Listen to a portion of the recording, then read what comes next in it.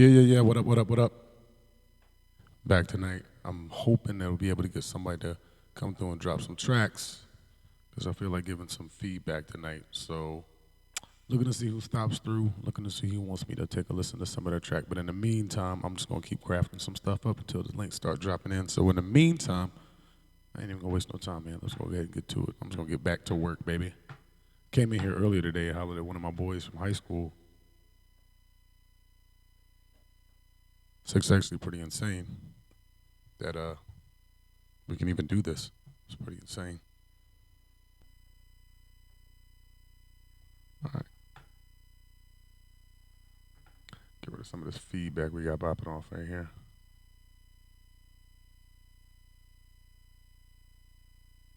Yeah, we good. All right, let's see what we got here on this track.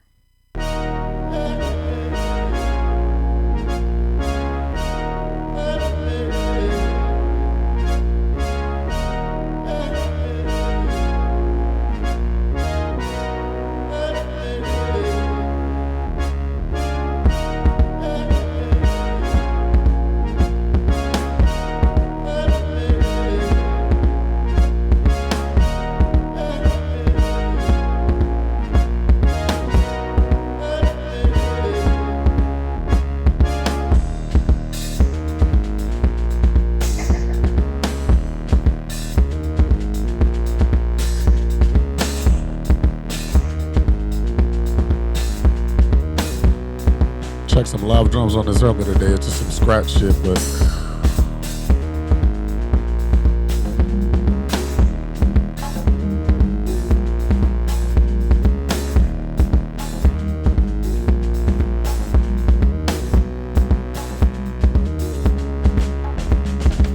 hey.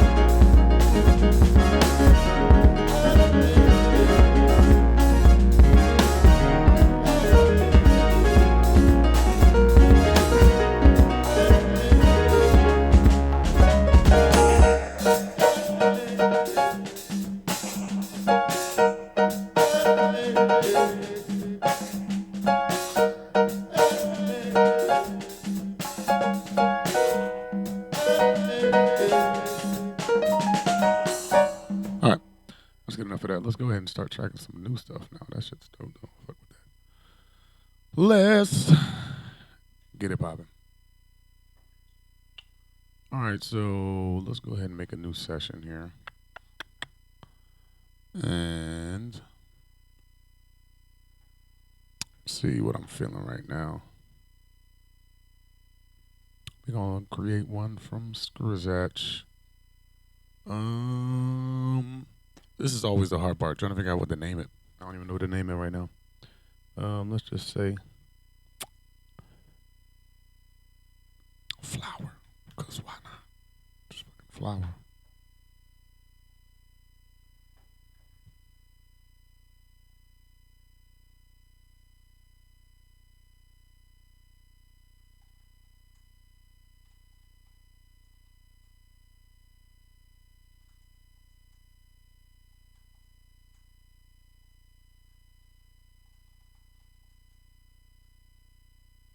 Got somebody up here in the chat, see if we got our first link, yo.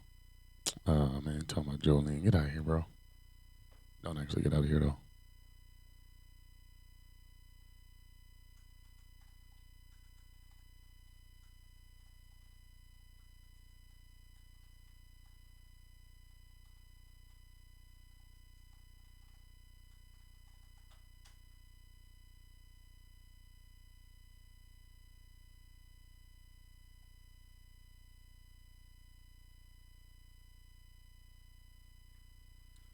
All right. Oh, just the names. Oh, man, see, it was too late. I actually had that thought, too. I actually had that thought. You know what? I should name it Jolene. But alas, I did not. So, all right. So, one of the things I was messing with earlier today was that Poly 6 emulator that's in the contact. So, let's get that pulled up here. We're going to do a new stereo instrument track. Right. And then let's get contact popping here. And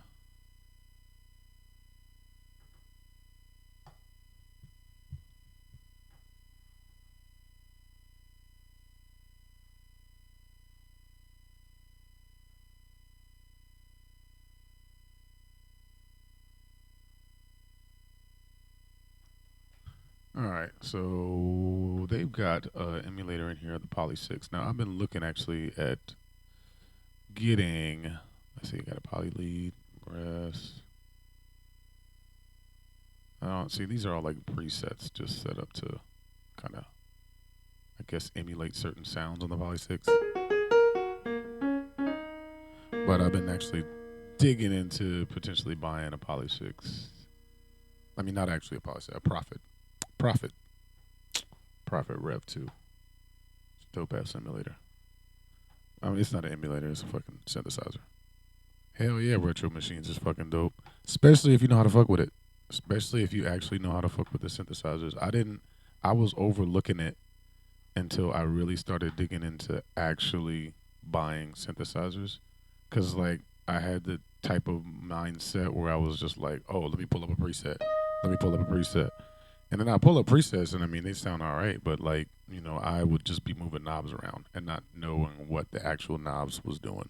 So now that I actually know how to do the knobs and shit, because I've got some actual synthesizers over here as well that I actually fuck with in real time, I actually know what to do. So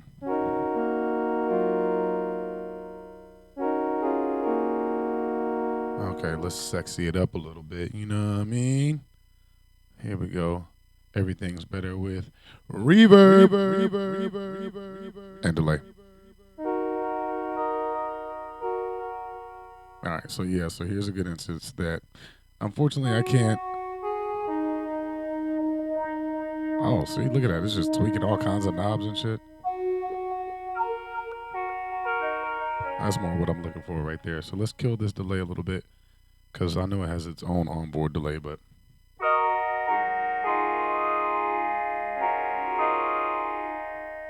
Yeah, a little too much reverb. I'll let it be dry for now. All right, let's do the brass one because I actually like the brass a little bit better. Yeah, that's more what I'm looking for. All right, so now, first thing I want to do is hit this off with some LFO action here. And hit this cut off. And hit it square. So I can see where it's at. There we go.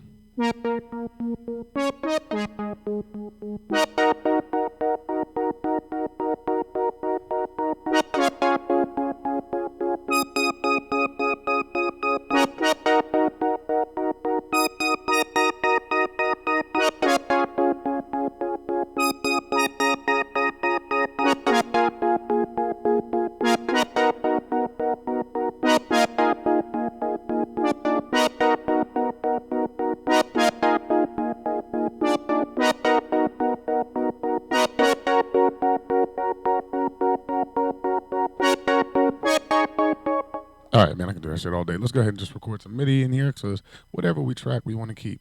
So let's ride. All right, let's see if I got this thing set up. Let's see.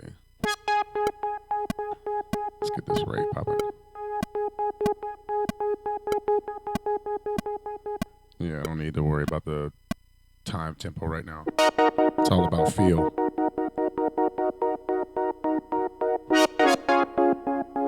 Yep, that's what I want.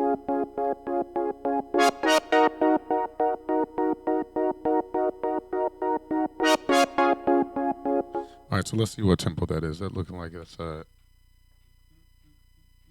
that's right, 101. So let's go ahead and hit this off at 101. And let's run it back now because we actually got a tempo.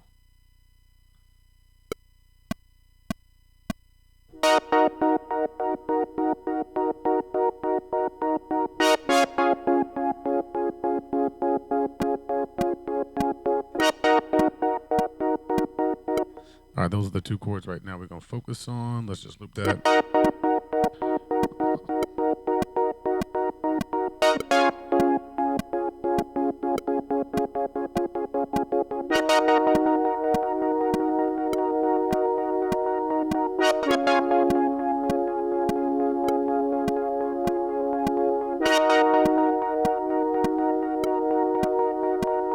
Let's see. Fuck with the resonance a little bit.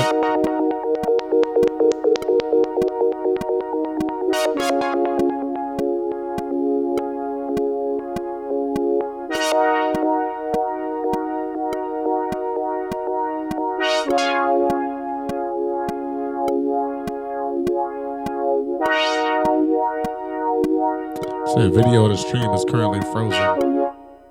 That's weird. That's super weird. Check it out. Let me know if it changes. Hold on a second.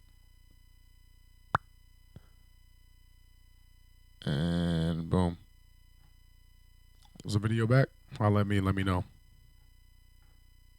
Holla back at me and let me know.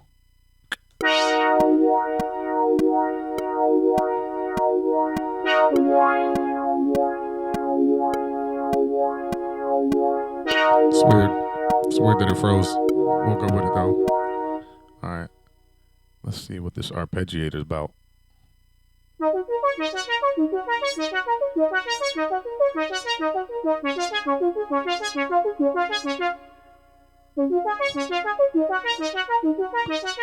don't know who to believe.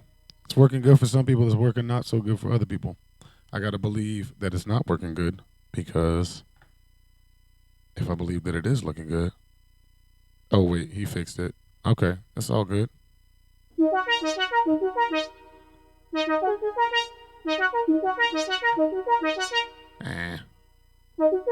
don't like that arpeggiator. I just want my chords. Give me my chords. And let's see here. So this LFO is straight. It would be cool if I could actually... Hey, look how they got these oscillators set up, right? They have a fat knob and a sound knob. Like, I mean, I'm not going to clown or nothing, but, yo, y'all could have been a little bit more actually, like, involved with that shit. Really? A fat knob? Let's see how fat sounds. So it's a chorus. I mean, the fat knob, it's a chorus though. It's just the ensemble. You know what I mean? What's the sound knob about? Let's see.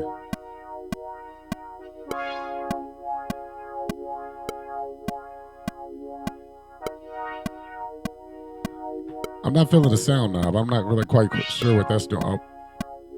Yeah, let's kill the filter a little bit. Let's explore this shit. Let's kill this LFO. All right. Take the resonance out of the filter. Yes, you said it is fat knob. And I don't know what the sound knob is doing, but let's just go with the fat knob because I actually do like that chorus. All right, so then let's bring the LFO back in.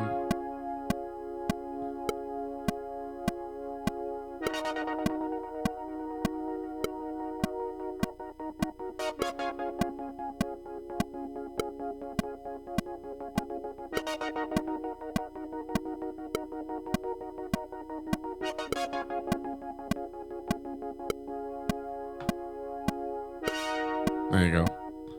We're going to stick with this for right now. And then we're going to bring in some actual synthesizers here. By the way, once again, it is feedback night. So if anybody's tuned in and they got some tracks they want your boy to check out, please shoot a brother a link. I want to talk about your music. I don't want to just be working on mine, man. Sometimes this shit gets a little bit, I like to have a little more involvement. You know what I mean? Trying my best to.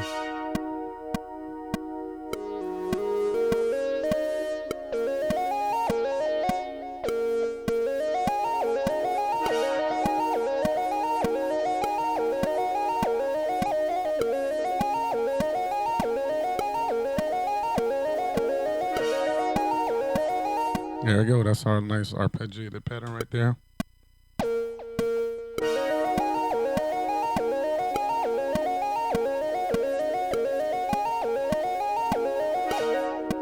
Oh, one more again.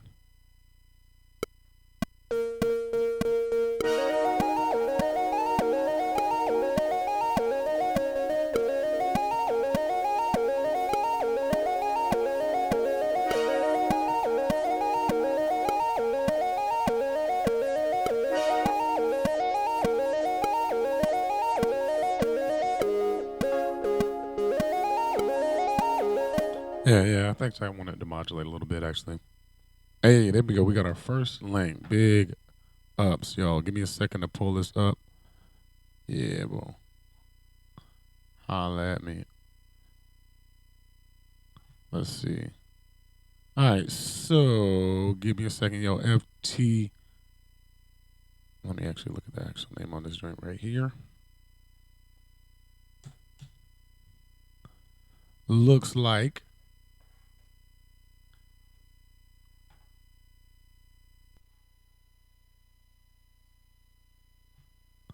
give me 1 minute, big dog. Let me get this loop going right fast, actually.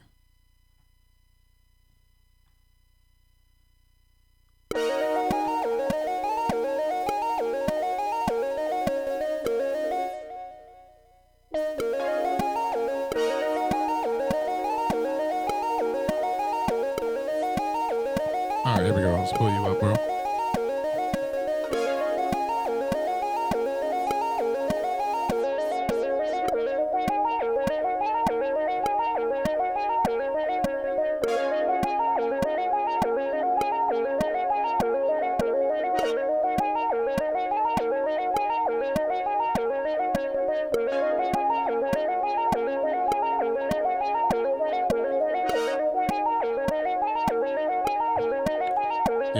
Yeah.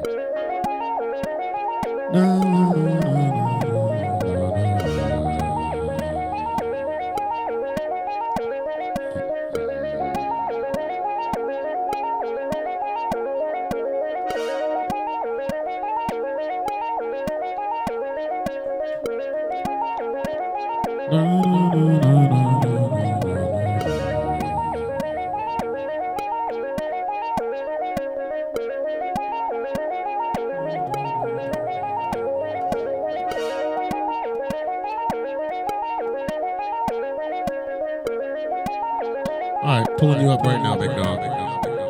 Appreciate your patience.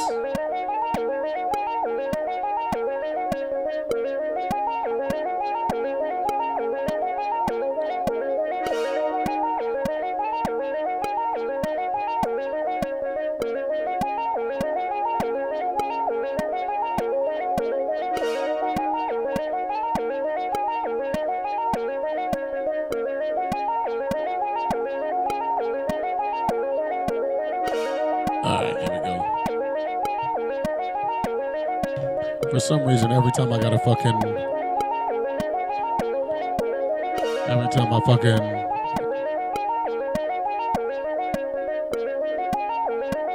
synthwave track, okay. I gotta admit, I'm not even that familiar with that shit. That genre, if you will. I mostly just got a bunch of synthesizer stuff going and decided I was gonna immerse myself in that shit and learn everything I could about synthesizers. And in doing so, turned out I just started making a bunch of synth-based songs and started getting fucking going crazy with that shit, you know what I mean? And now I can't get out of it. I can't stop making synth stuff.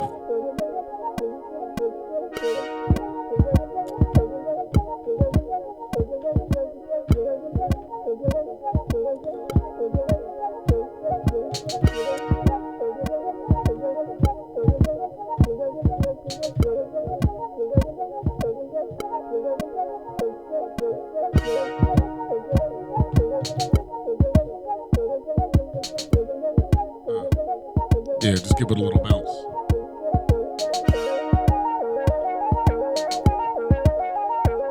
All right.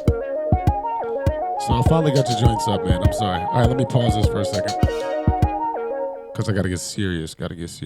So let me give you a quick disclaimer. Now, first and foremost, my name is The Truth Hurts, a.k.a. The Truth HZ. And the reason why I say that is because when it comes down to, like, giving feedback and shit like that, like, I don't lie. I'm just have this shit about me that I just don't lie.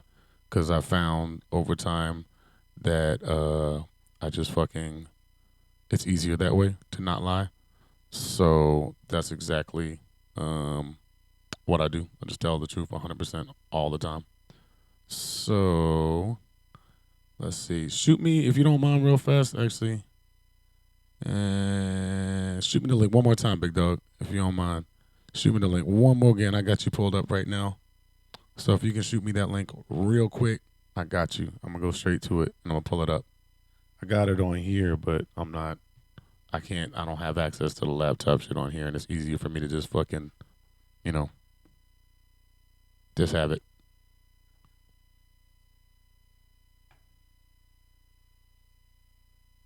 Big shout out for the follow. Here you go. Got your SoundCloud link right now, big dog. Pulling it up. Here we go. You pulled up, sir.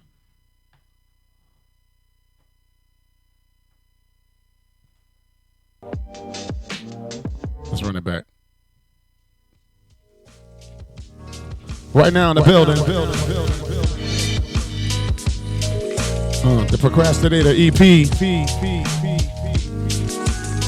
Midpoint. Yes, sir. All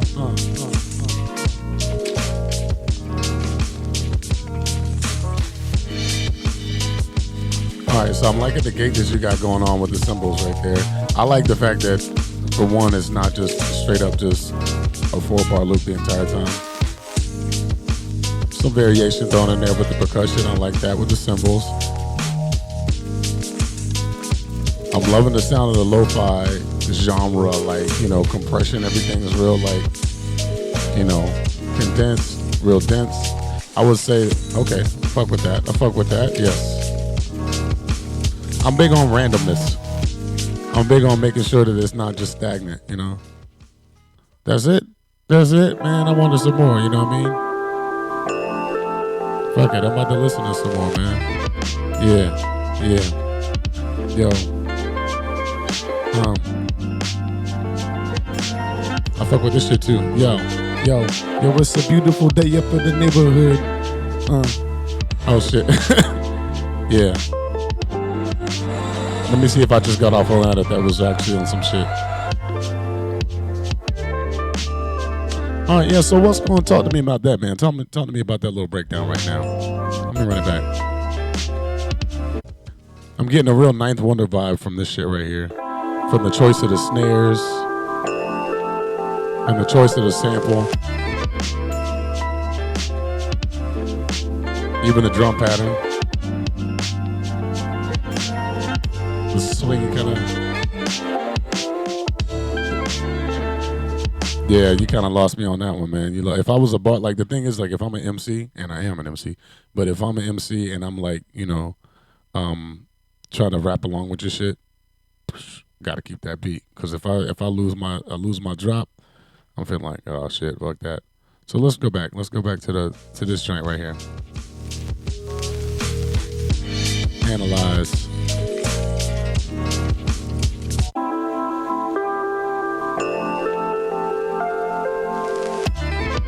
Yeah. So this is an EP. All right, speak to me, yo. This is the EP right here. So this is actually more than one song right here. Looks like it, because you got...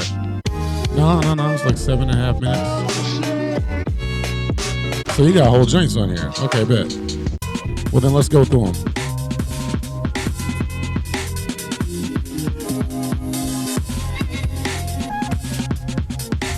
Kind of missing me with this joint.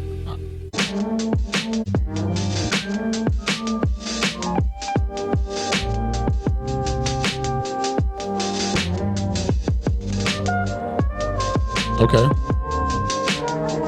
I ride with this one. Okay, I ride with this one.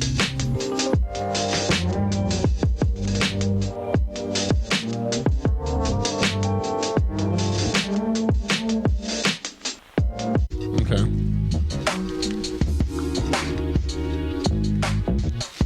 Excuse me if I skip around a little bit, you know.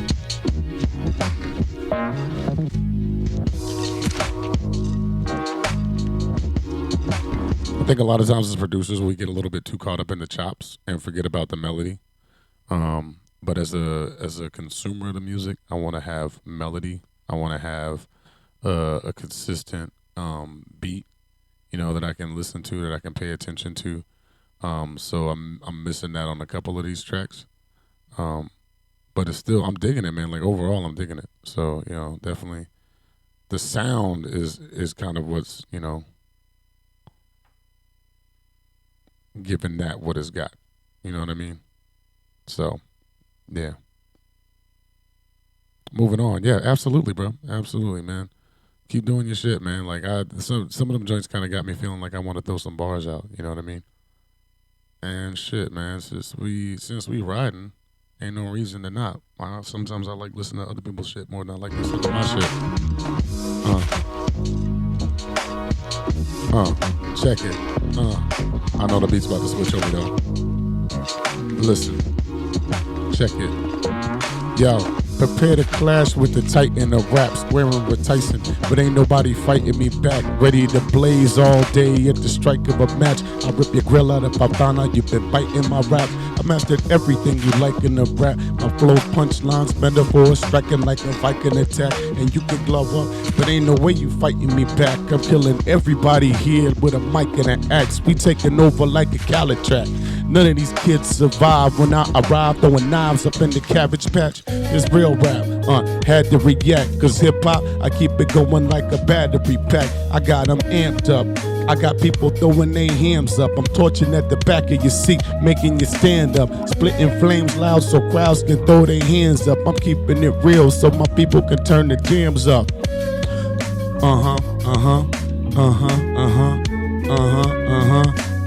People calling me the most deaf of the South, when really I'm simply the most deaf in the South, cause I ain't rapping about what they stressing about.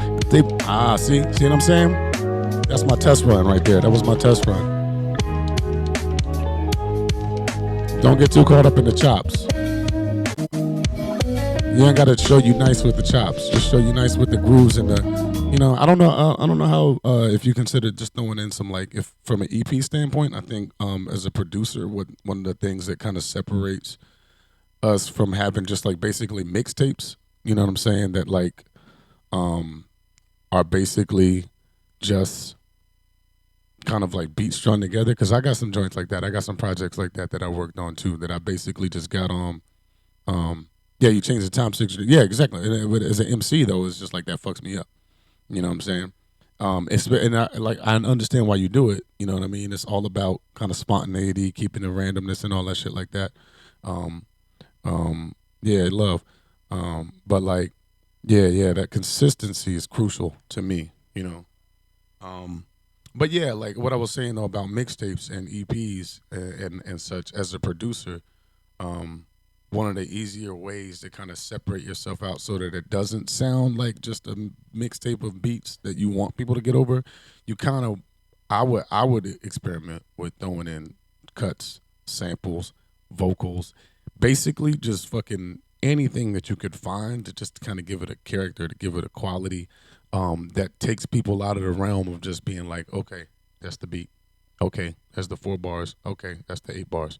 And you can break that up with composition, of course, but you can also break that up with that same spontaneity that you're going for. You can get that also with samples. Just grab some shit. Just go and find some YouTube shit that just fucking just some old Super Friends, you know, some old Frank Sinatra movies. You know what I mean? Just like whatever the fuck is the vibe that you want to go for with the track. Just throw a little chop of it in there.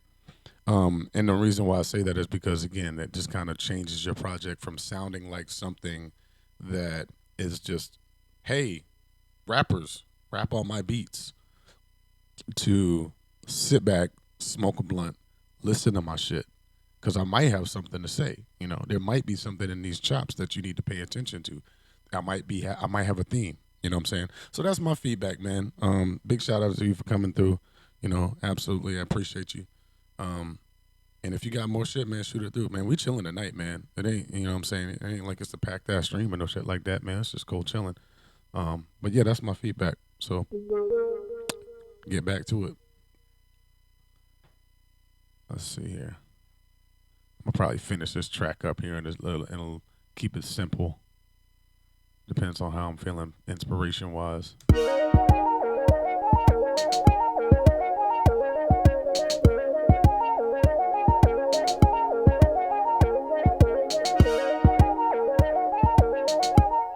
The perks on track 5 is see that's what I fuck with, man. Yeah, I mean, like look behind me, man. I got full drum sets, guitars, tambourines, all kinds of shit, man. Anything can make a noise. Anything is a drum. And the thing I like about that is, I can get over here and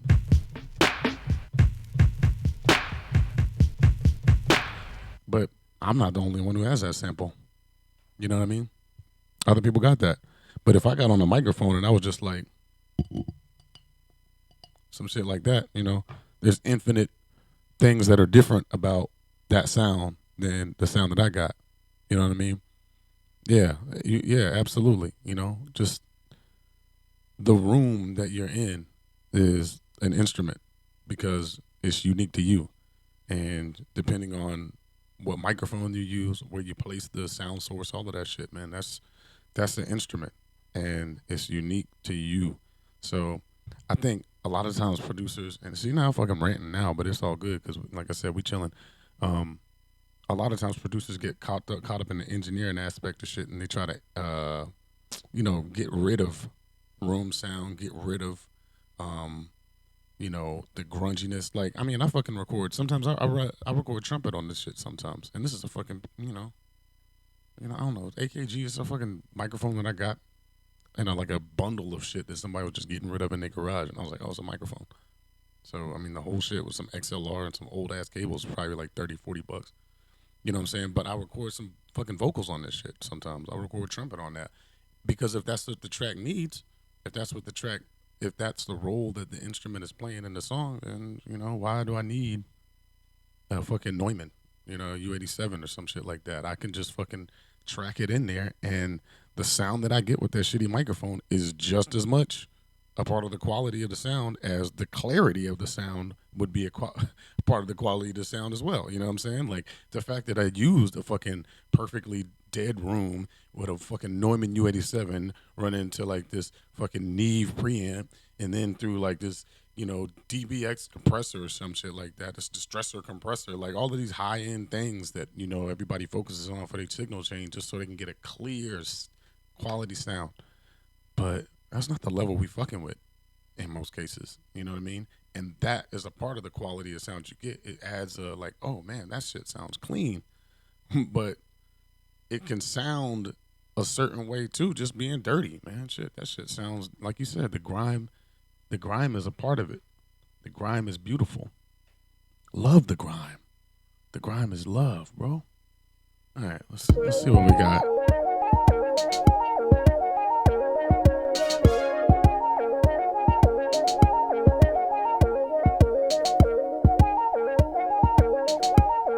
Let's get this loop going here real fast. Yep, absolutely. I mean, that's why you see, like, with that fucking, even that arpeggiated lick that I did right there. I mean, I tracked it in as MIDI because I want to make sure that if I fuck up, then I want to be able to, like, fix it. And, but, like, I don't usually quantize most of my shit, as I say, as I'm quantizing my shit. But it's mostly just so I can get rid of this shit right here. I don't need that. And I want that gone. So, yeah. I don't usually quantize a lot of my shit because the imperfections.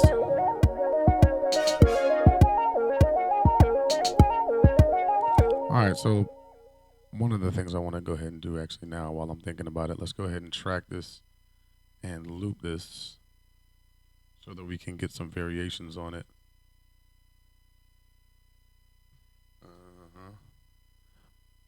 By the way, appreciate the follow, man. I normally got some shit on here that fucking like supposed to pop up and shit. I'm not. I'm just starting out with this Twitch shit. Sometimes I fuck up. Sometimes I get too busy worrying about the music. You know what I mean? To fucking coordinate all my fucking plugins and all of that shit like that. But it'll come with time. And y'all ain't here on the ground floor right now. You in here on the ground floor when the shit just getting started before the shit pop up. So day ones, if you will. So let's go ahead and loop this, keep it, and then we're going to fuck with this.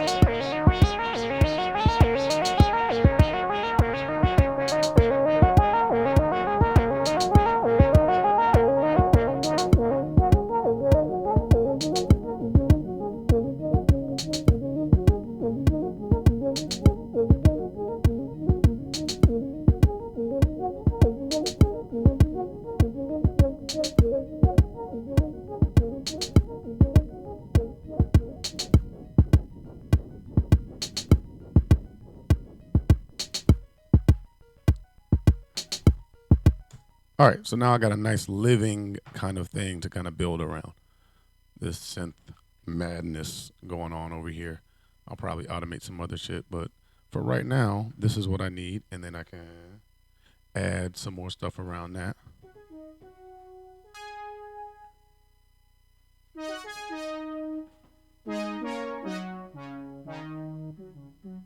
I got some other stuff on here too that I'll probably fuck with. I'm thinking maybe a road sound on here.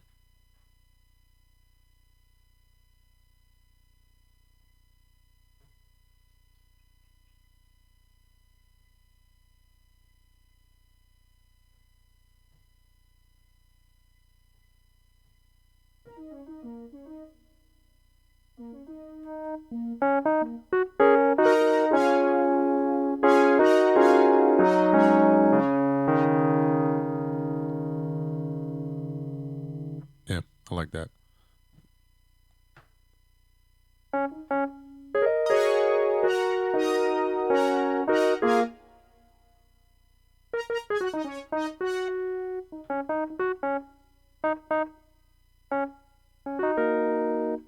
All right, here we go. Now that we got our synthesizer situation set up, let's just track some roads over top of this.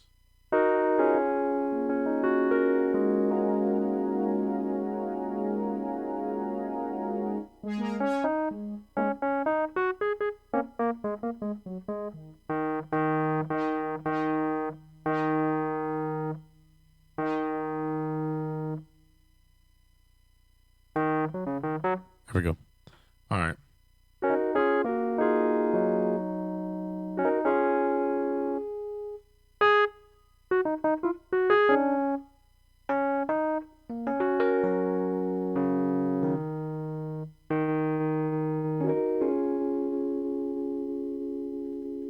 So you mess with these knobs a little bit.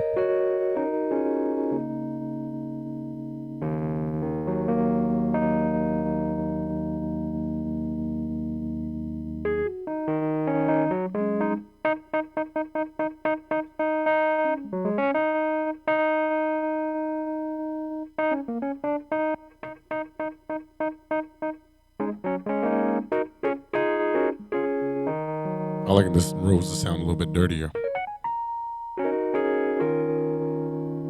Yeah, so here we go.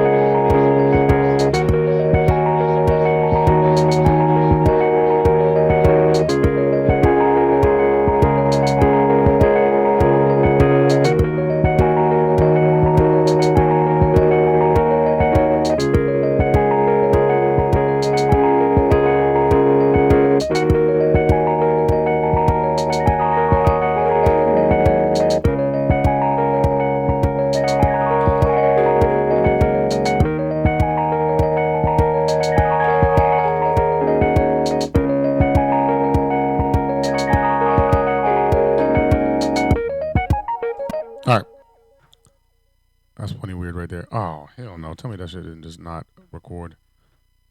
Fuck out of here with that shit.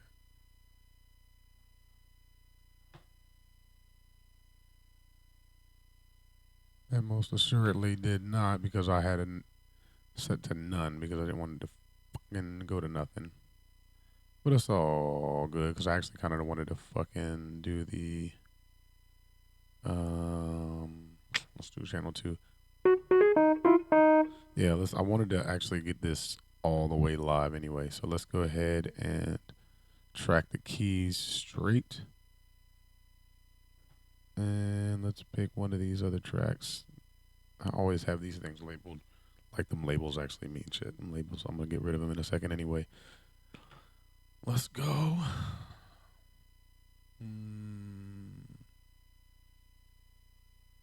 5 and 6.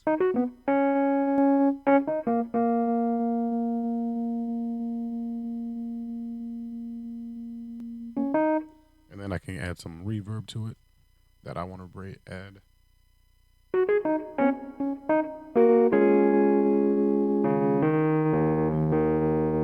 Yeah, that sounds better.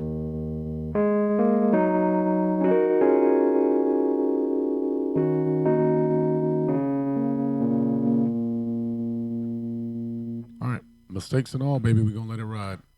Whatever comes out is whatever we use. We all in this together, big dog. Yeah. Yeah, some of it was dope, but man, yo, if you could do dope one time, you can do dope twice. Ask any crackhead out there, baby. You know. Yes, sir.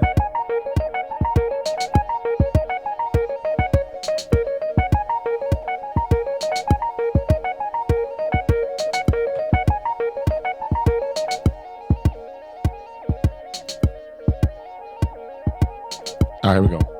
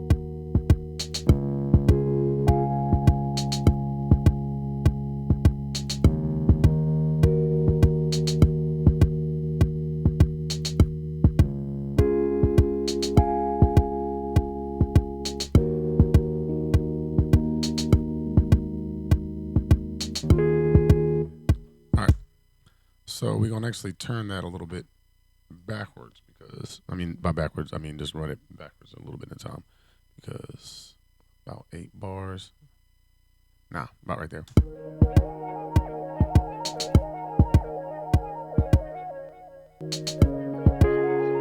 All right, cool. So now we got a nice little road situation that we got, and we can do whatever we want to with it. So that's that sound.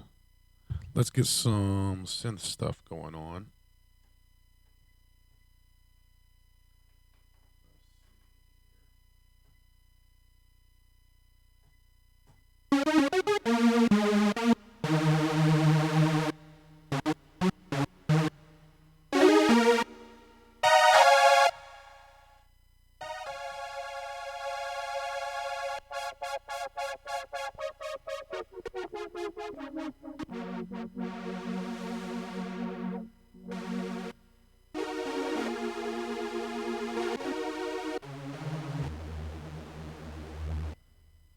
All right, so this is another one of those things. If you know what you're fucking with, then you can kind of change it around.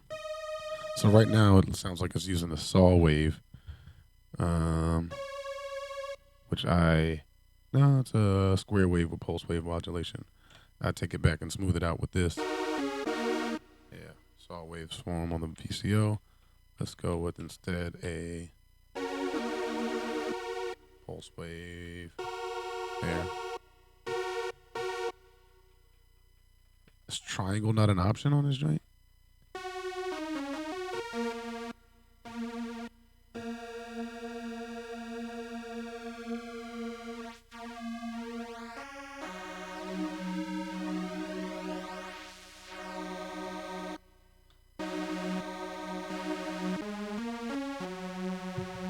Yeah.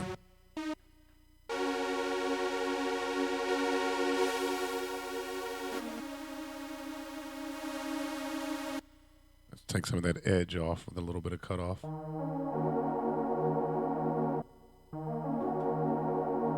right, sounds good. And now let's go with this. We're gonna go poly.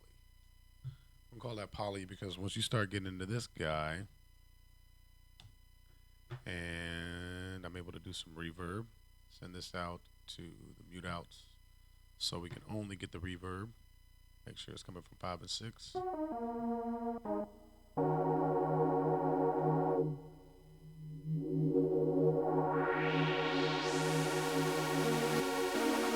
All right, so this is one of the things that I don't really necessarily like about and why I'm upgrading from this shit right here.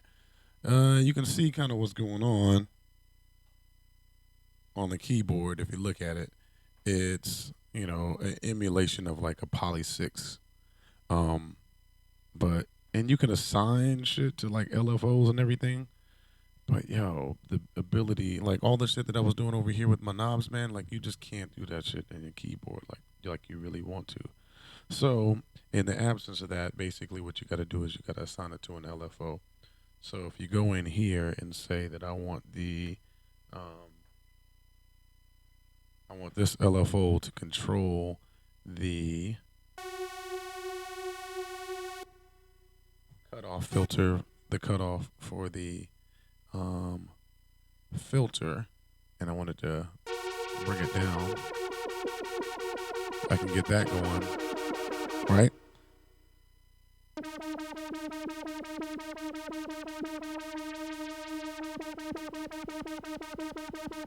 Which is what I want.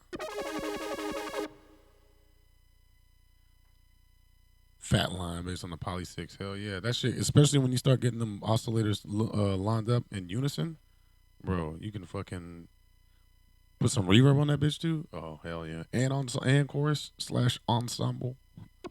Then fucking blow out the whole track. Don't try to mix nothing over top of it though, because that shit is over. That's the whole track, just the bass. Nah, but the Poly 6 can make a fat ass bass. All right, so yeah, fucking with this LFO here again. I'm here clicking around. So yeah, so I got the LFO going. Now I want that to be, I don't want that all wah, wah, wah, wah. So let's change the frequency to something slower, to almost like a slow sweep.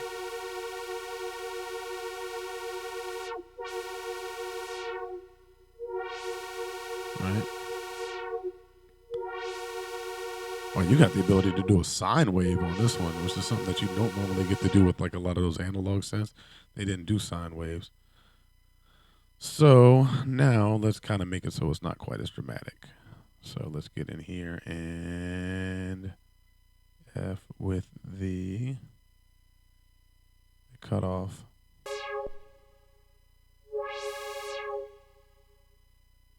Let's get it where we want it.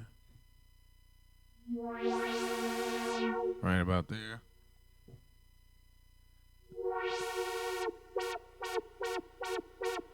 And then let's not make it quite so dramatic.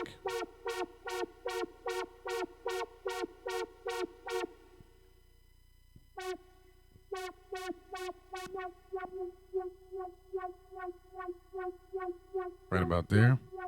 Change the frequency back. Then go back and change the cutoff.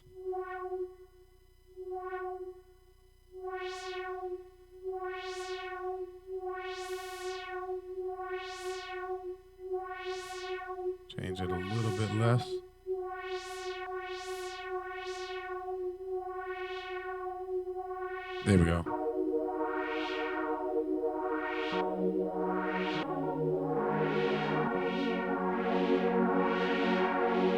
There we go. Now let's add some delay to that. I love sound design. All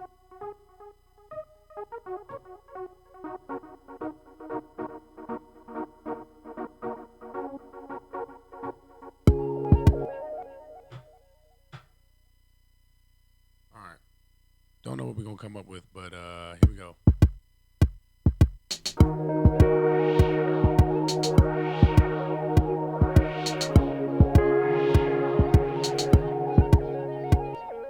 Let's kill that rose because we don't want them to occupy the same space.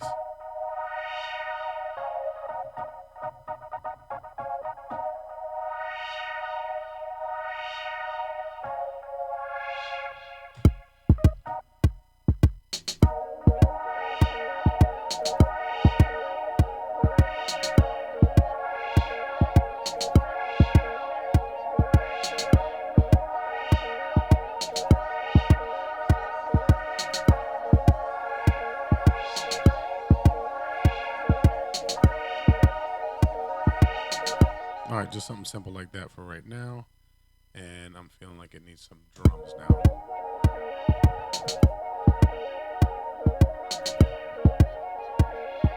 Actually, I'm fucking around. You know what this thing actually needs is bass. So that's where I finally get to fuck with the Model D now, like I need to. Bass. D bass. Pro Tools want to be all picky and shit. Talking about you already named something that. Fuck you. Call it what I want to.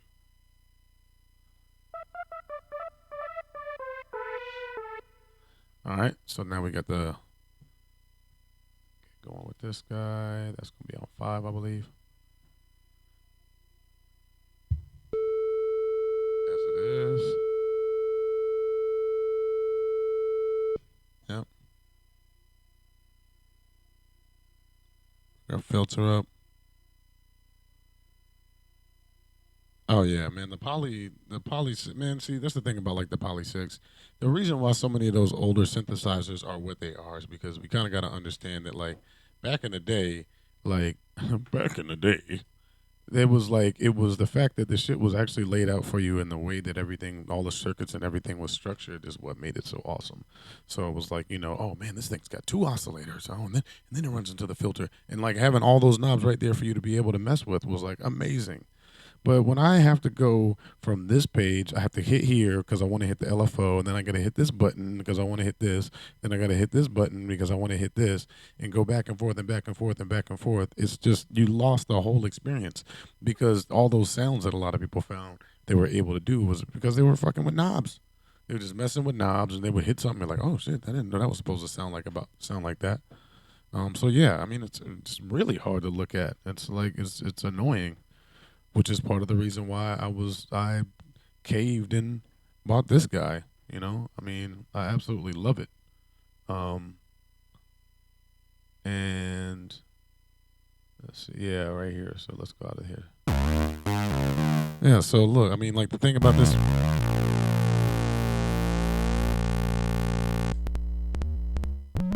You want sound bass? You want fucking loud ass sub bass? Boom. Just like right there. It's not clicking a preset. It's not like none of that shit. It's right there. It's right there where you can get to it. So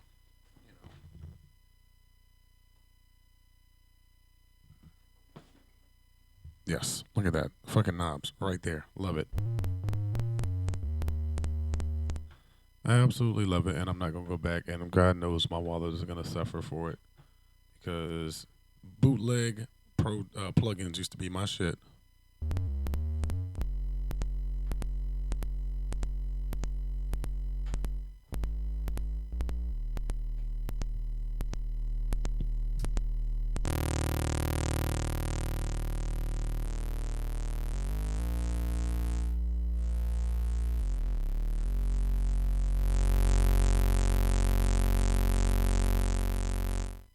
Check my levels. Hope I ain't blowing nobody out. All right, here we go. So now let's get a feeling of the groove here once again on this guy.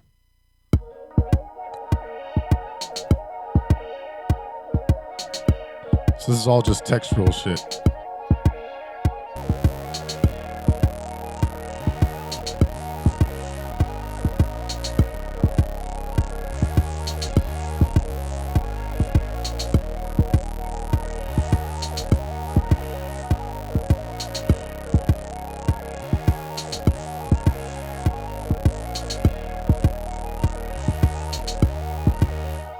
There's your loop right there for that. So let's go ahead and track that in there.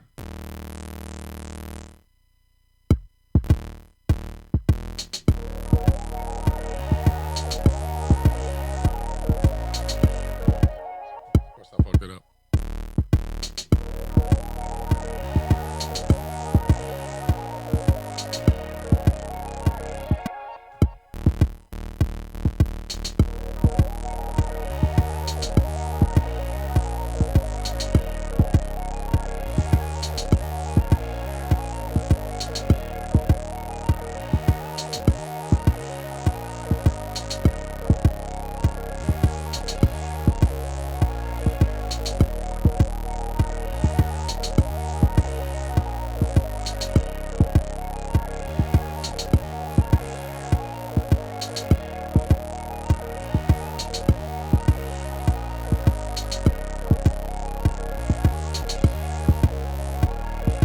Yeah, that first one right there is what I want to do. So, yep, it always has an 80s vibe. See, here's the thing. Because like I said, I've been fucking with these synths, and I gravitate to that sound, but I feel like very often the where it starts ain't where it ends up.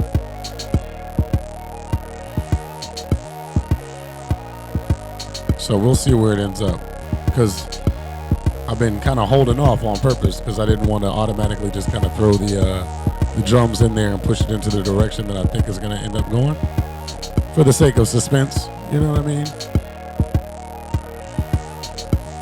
But this one feels like it's going to end up live to me. So let's go ahead and get back to the drums now, because I've held it off for long enough. So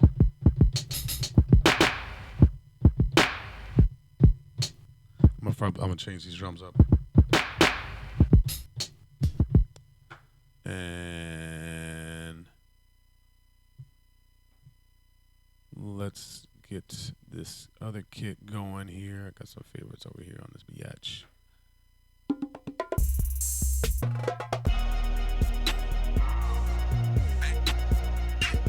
Oh yeah, it can get trappy. That's one on. I'll go for it.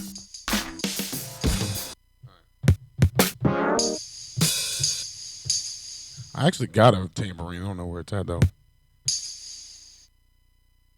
Yes, I do.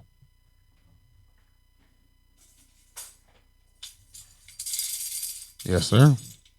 So once again, as an exhibit of what I was talking about before, you don't need to have massive fucking big budget shit to make shit. One day, maybe I'll be in the position where I will have some big budget shit to kind of throw around. But in the meantime, I got this shitty microphone. I got another microphone, but it's not in here. And for convenience sake, I'm going to track it like this. So let's get this vibe.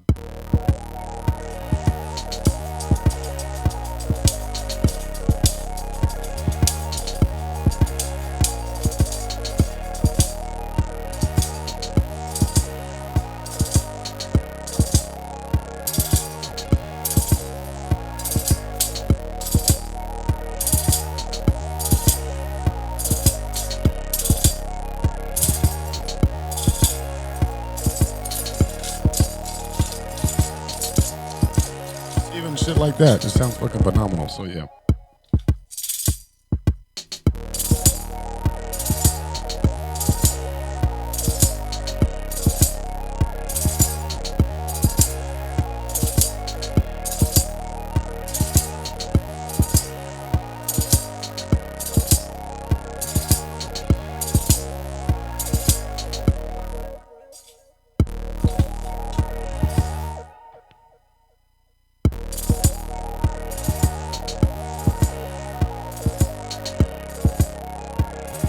There we go. Got ourselves another link, man. Hell yeah. Big shout out, man. About time I was looking for some new flavor up in here. Once again, man, welcome to the channel, big dog. Got us right in the middle of making some funky shit. And I'd be more than happy to stop and take a break to check yo shit. Ain't no thing.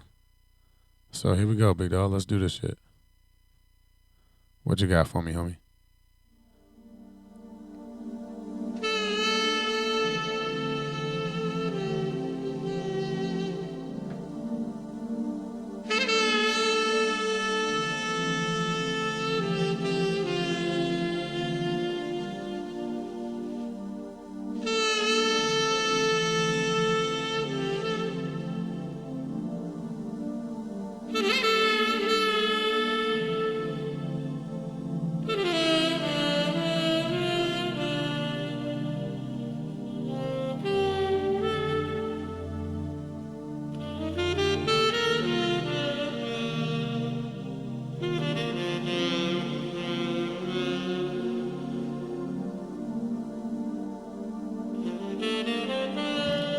So talk to me about this shit, man. Tell me what you tracked. Did you track these saxophone and you track the synth and everything?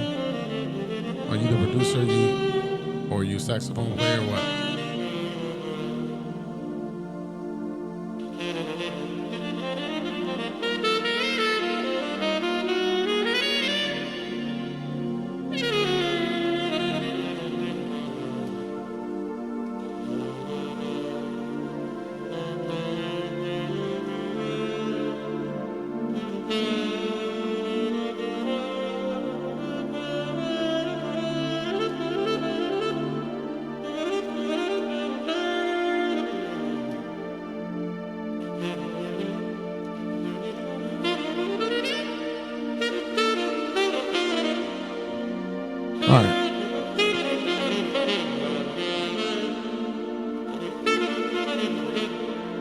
I could legit sample this right now. Actually, I wouldn't like take your shit. I wouldn't just take your shit, you know.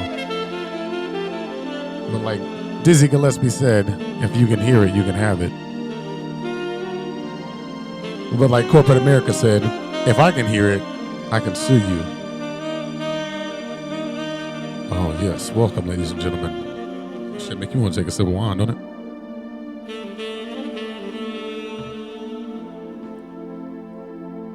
So I want to hear from you, man. Holla at me. Let me know what it is that you did with this track. Did you play sax? Did you play the synth? You know what I mean? What did you? This shit sounds like. It says Cowboy Bebop Blue, and it sounds like some shit that would have been in the Cowboy Bebop soundtrack or something like that. So I want to know, like, you know what I'm saying? What did you do on this? Because if I want to give feedback, I want to know, you know what I'm saying, what I'm giving feedback on. Am I giving feedback on the mix? Am I giving feedback on the sax playing? Am I giving feedback on the track, you know, as a whole? Hit me up. Let me know. You know what I'm saying?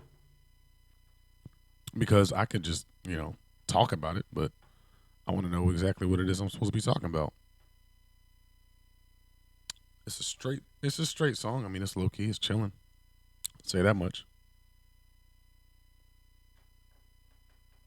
But until I hear back from you and you let me know what it is that you want me to give you feedback on, I'm gonna keep it moving, pimp.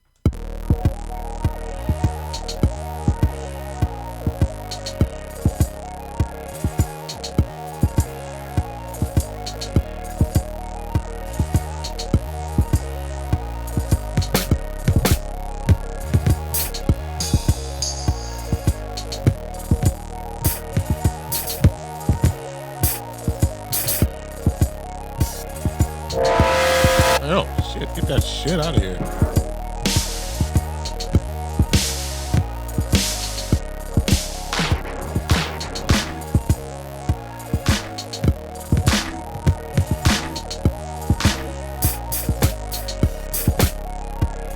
Let's get some loud drums on this bitch.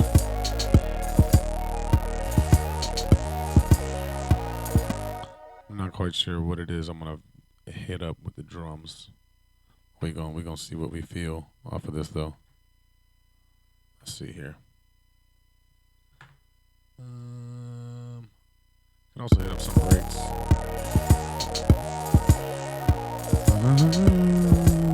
I think it's might use some trumpet. Yeah, let's go get some trumpet.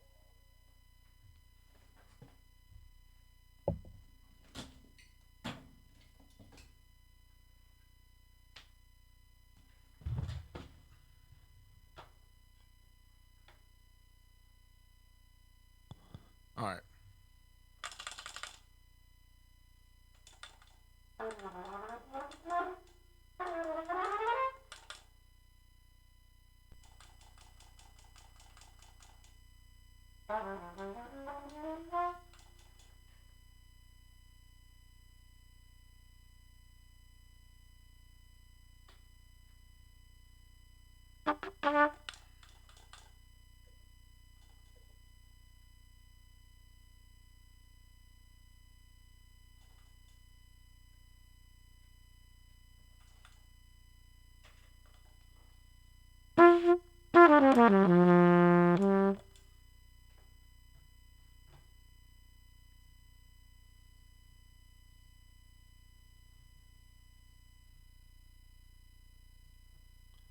Actually, let's record on this guy here.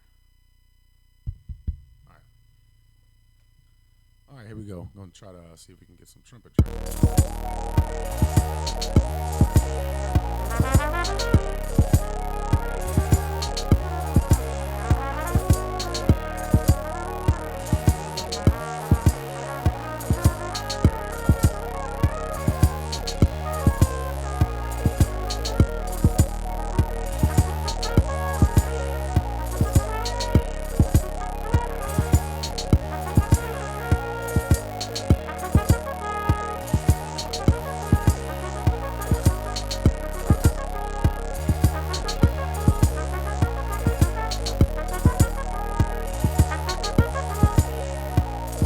A little bounce, you know what I'm saying?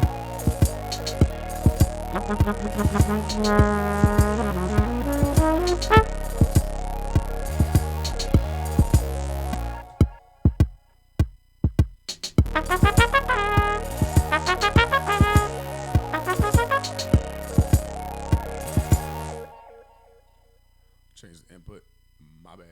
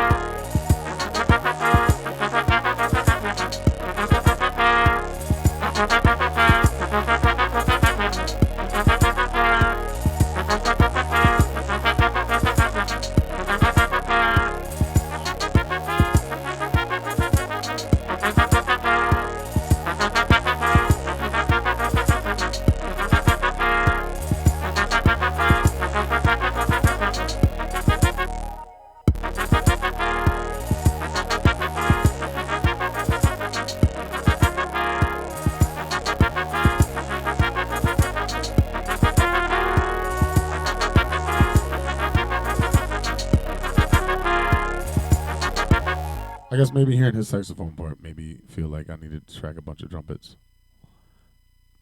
So props to you for bringing that to here. You know what I'm saying? A little fresh feedback. Should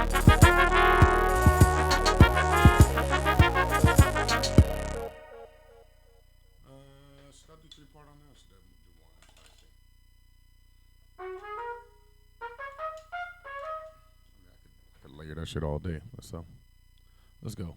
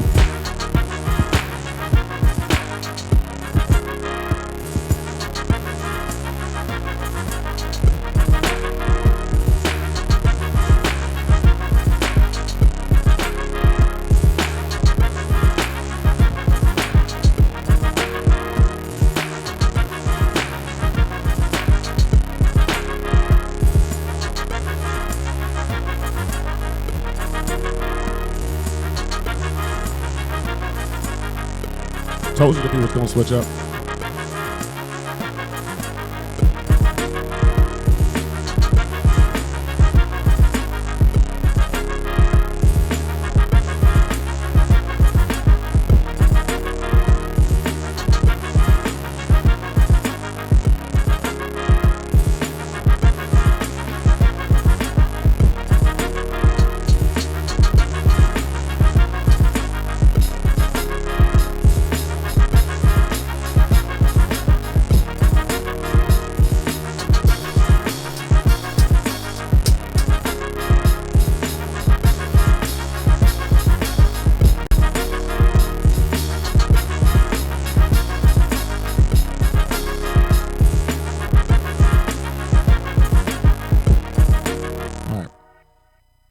This one is time for a little bit of accessory rhythm, maybe some congas or something like that, just to kind of get it a little bit more amped up. But see, as you can see, that beat went from a weird, spaced out kind of synth situation to this.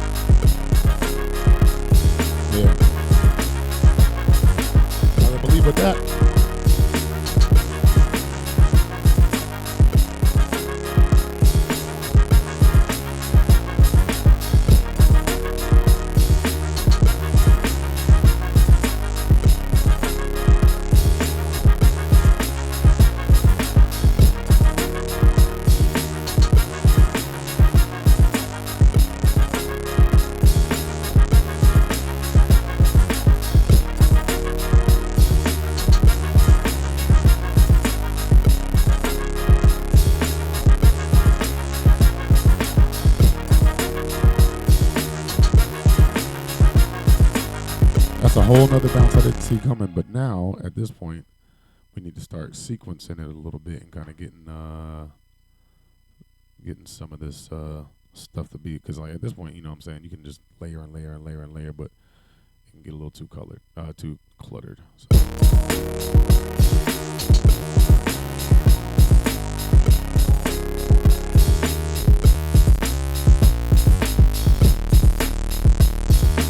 Yep.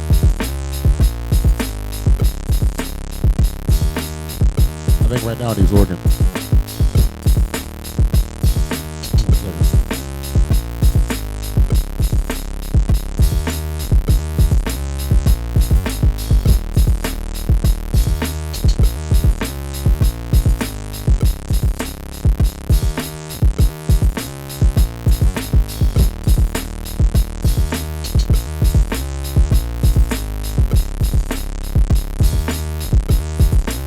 Alright, so yeah, it's working right now, it's good.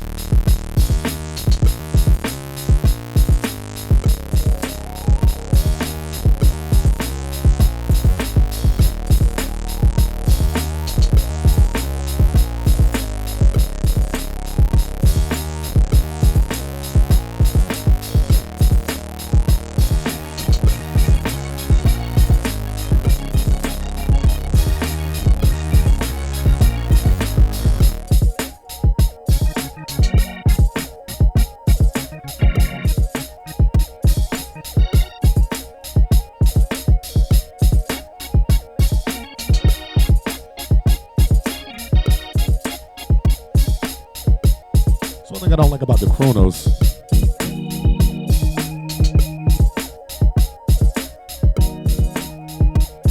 It doesn't have the best organ.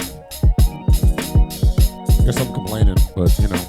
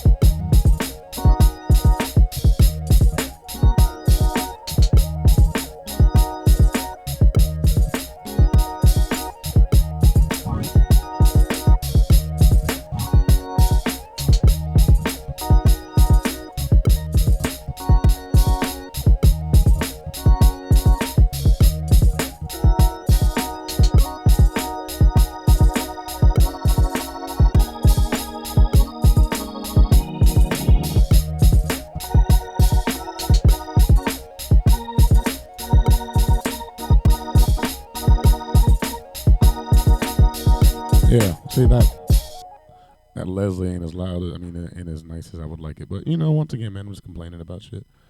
Yeah, no, it is what it is.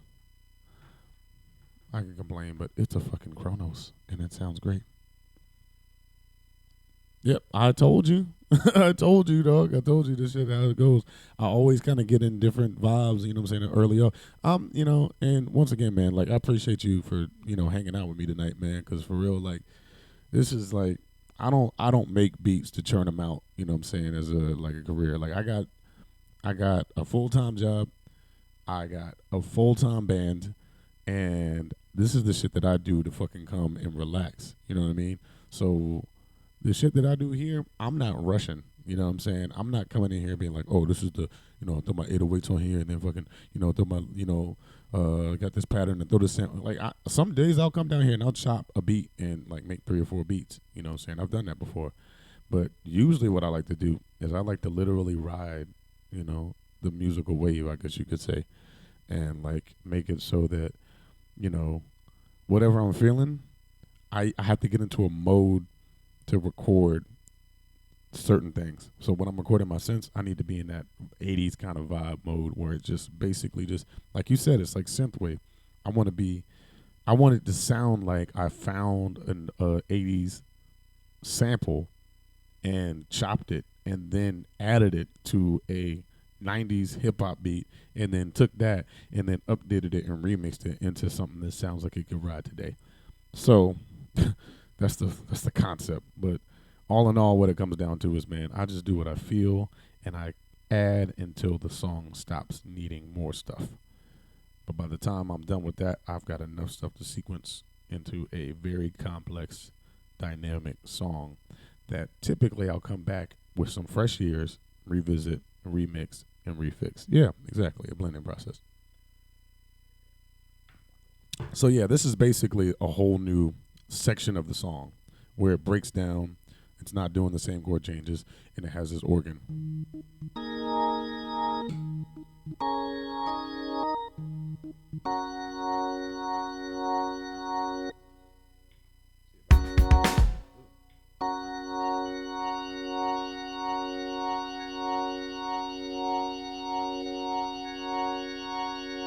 So I'll draw boards out.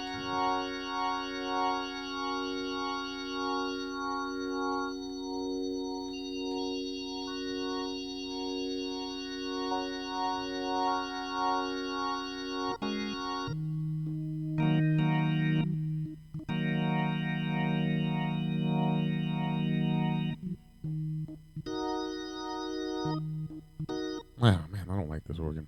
Actually, this thing, the Chrono, the what you call it, Contact. I'm gonna give Contact a shot. All right, Contact. You said you got a vintage organ. Let's see what you got. Funk and reggae. Funk and reggae.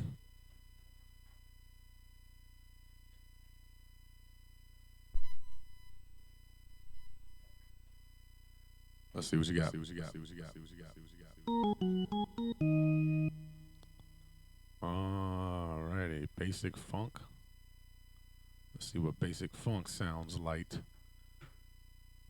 Basic funk. I don't want complex funk. I just want the basic funk.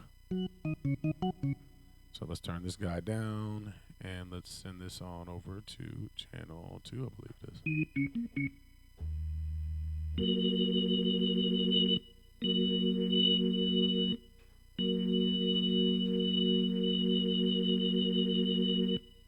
Oh, that high harmonic has got to go. Yeah. Ooh.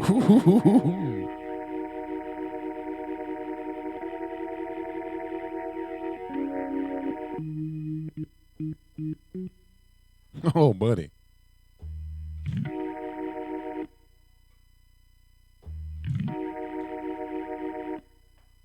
All right, so the looks like this works by the you can see right here the now let me actually let y'all see what's going on.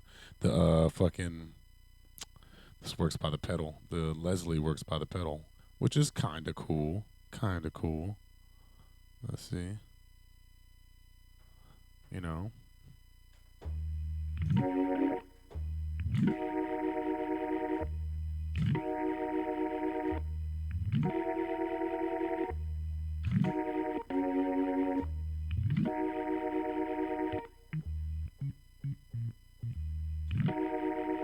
That's actually not fucking bad. That shit sounds pretty solid. I like the drive on it and the percussion.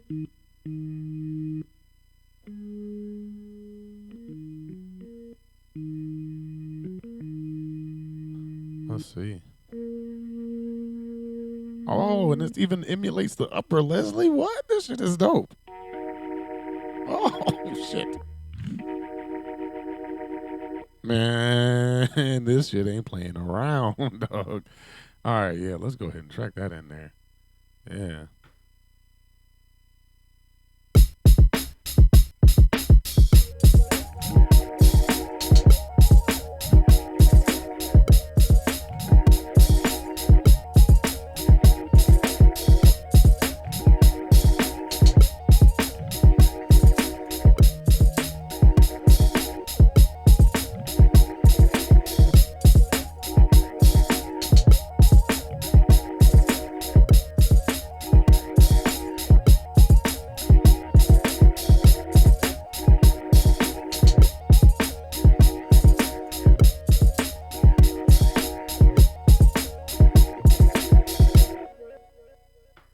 Yeah, let's see how that sounds.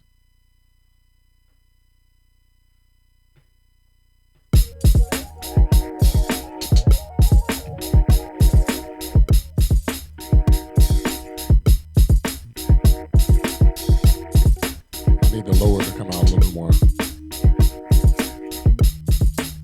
There you go.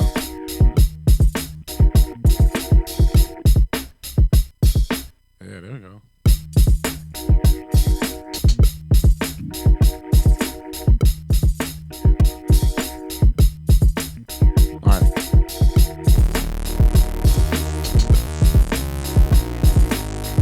All right, so now that means that we need another bass track for this guy here. And let's actually go ahead and bring him on down because this is a whole new section of our song. So after we got out of the sequencing area, and this is all arbitrary, but you know.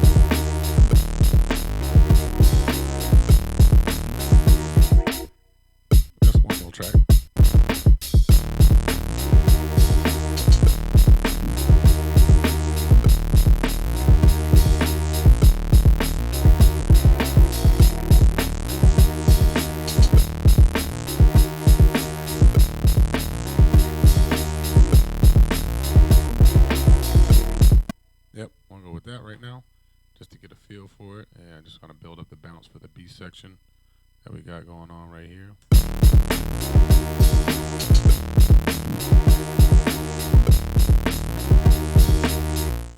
And then let's actually take this same road situation that we had before.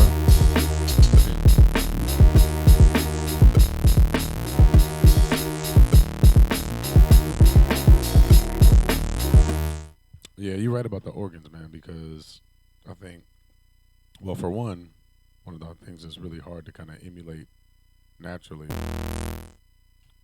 it's just the Leslie. It's not the organ, it's the Leslie. People can emulate organ really easily. And it, because, it's a really ordinary sounding instrument most times because it's really just, the drawbars and the harmonics. That shit's laid out for you, man. You can just add the harmonics in all day. That's math. But it's the Leslie that really makes that shit matter, because the Leslie is the speaker that most organs are run through, and that speaker has its own quality, and it sounds completely different from just an organ ran straight in. You know what I'm saying? So, and it twirls around, and it doesn't twirl around stereo. It's not just like a tremolo, like a Rhodes or something like that. It's a fucking just a speaker. Too big. I don't know if you ever seen a Leslie. I was in a band, The band that I was in, I had a keyboard player who was a vintage key enthusiast. I mean, this dude had all kinds of shit. Now, that's all well and good if you're a studio band, but we were a regular touring band. And so I used to have to carry around a full fucking Hammond B3 organ. And that motherfucker's the size of my desk here. And it weighs a ton. So I used to have to carry that shit around in this big fucking Leslie that looks like your grandma's table, like some shit that your grandma would sit her lamp on. You know what I'm saying? And that shit was chock full of this big horns and that just twirl around and a speaker. And it's got a big fucking speaker that's in the middle in a drum that just twirls around. So whatever fucking mad scientist was just like, yeah, let's make this shit, you know what I'm saying, was fucking insane. So you got a fucking B3 organ, and that shit surely weighs at least 300 pounds. I'm not bullshitting. For real, this bitch weigh about 300 fucking pounds, dog. And he trying to tour that shit. And we touring around. We going up fucking venues with steps and shit. Yo, motherfuckers used to look at us like we was crazy because we would show up to the gig and they'd be like, you trying to bring that in? We're like, yeah. I'm like, you can't bring that in. We got steps here. You can't get that shit through. And his old stubborn ass is like, nah, we'll make it do. We'll make it work. So I'm fucking carrying 300 pounds worth of organ and fucking 180 to 200 pounds worth of Leslie in and out of a gig that we was probably making, walking away, individually making like 100 and 150 bucks a piece off of that shit, man. But you know what I'm saying? That's what happens when you got fucking gear enthusiasts, man. We get into the sound, and we got to have a sound. We don't compromise. I would have bought this fucking keyboard any day and shoved that shit right in his face and been like, fuck you, play this. Fuck your sound. Fuck your sound.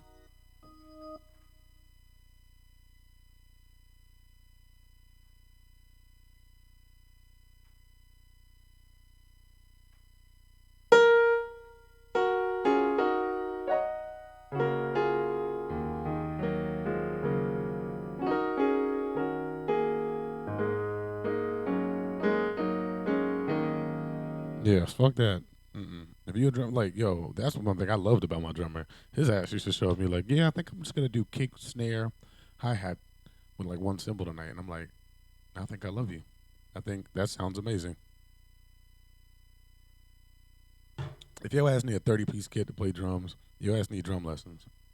I mean, if you're not like fucking, Chris Dave or like a professional drummer, if you're showing up to a gig where you are not making, what I'm saying, hundreds upon hundreds of dollars or thousands upon thousands of dollars for your drum sound, you're somebody else's drummer.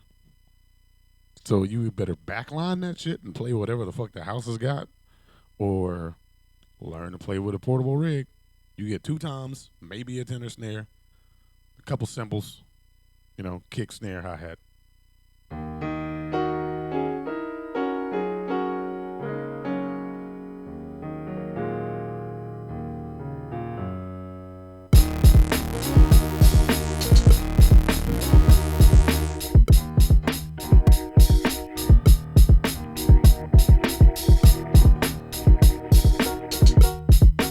Now I was about to be on some West Coast shit.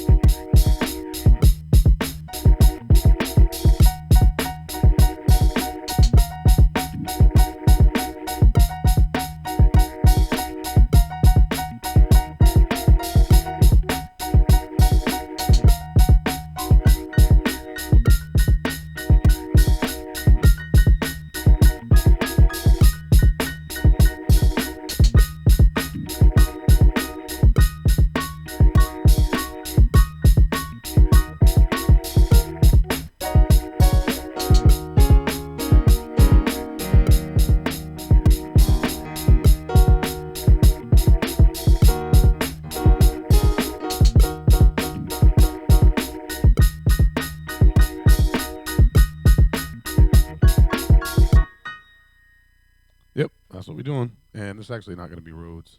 I'll do some Rhodes later, but we're going to duplicate that track. And instead of it being Rhodes, we're going to let that be piano. And here we go.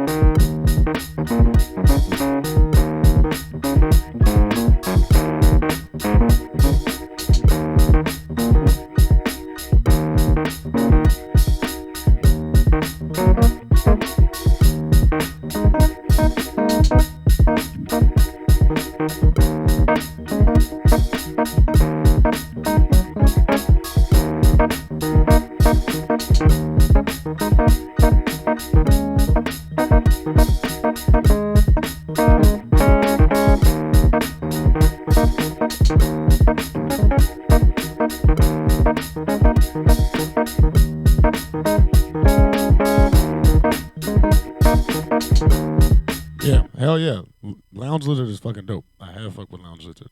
Back when I didn't have legit Pro Tools, and I had bootleg Pro Tools, and I had bootleg plugins for days, Lounge Lizard and my actual favorite was Scarby Vintage Keys.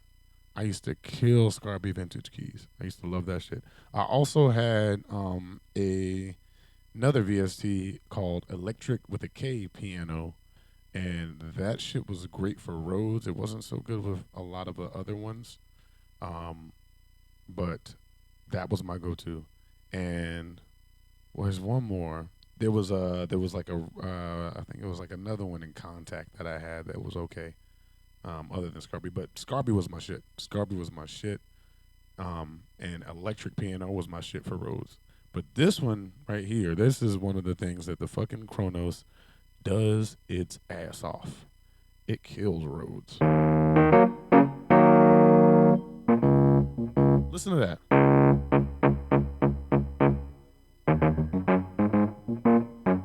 I mean, listen to that shit. You hear the tines?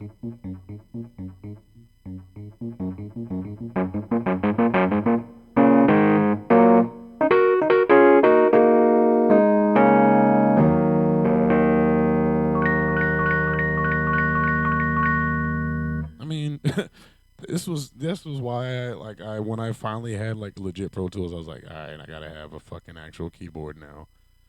And the reason why I bought this keyboard is because of this. That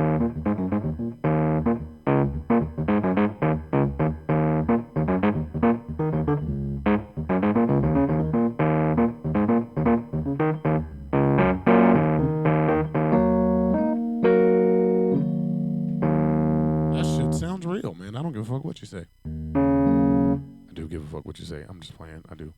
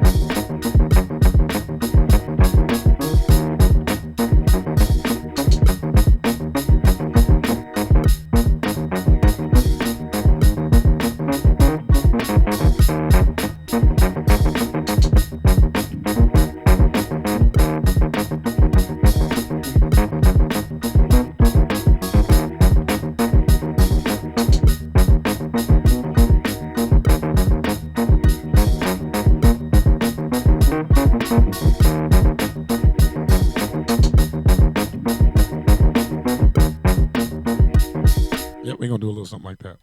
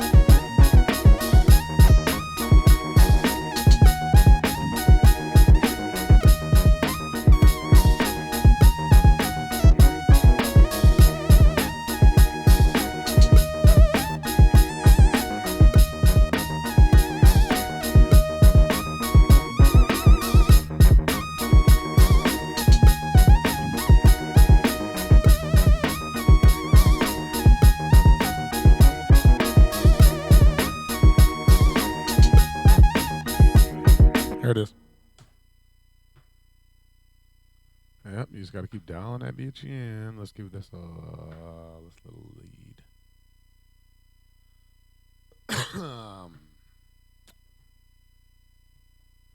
Lead saw, we'll call that.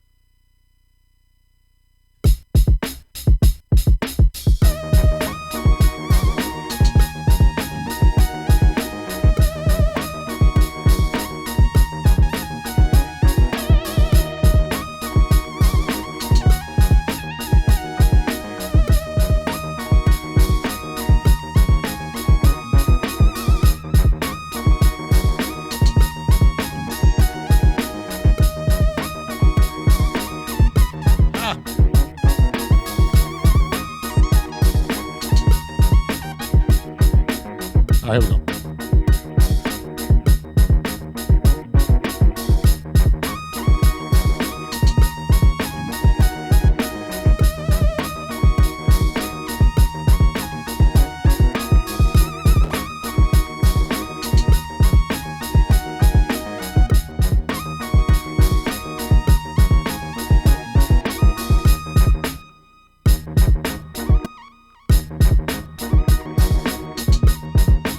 Yep.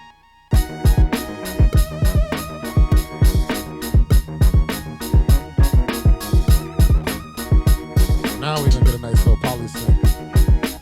There's another synthesizer that I used to love called the Selena, and I have a preset in here that I fucking love that emulates that. It is right. Oh, not that one. There it is.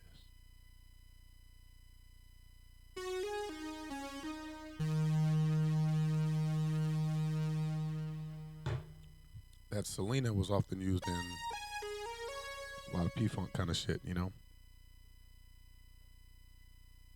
And because of that, it kind of got associated with a lot of the 90s shit. Just like the Moog got associated with a lot of 90s hip-hop shit because of, you know, shit like Dre sampling P-Funk and all the weird Moog shit that they were. And he was bringing in people to actually play those fucking synthesizers because he was a fucking musical genius. He's a real music nerd.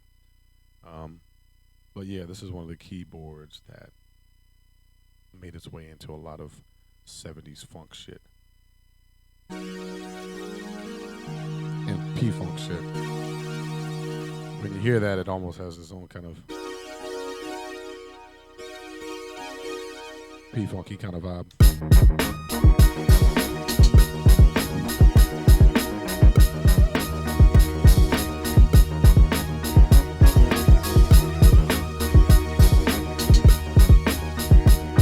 Let's kill this organ.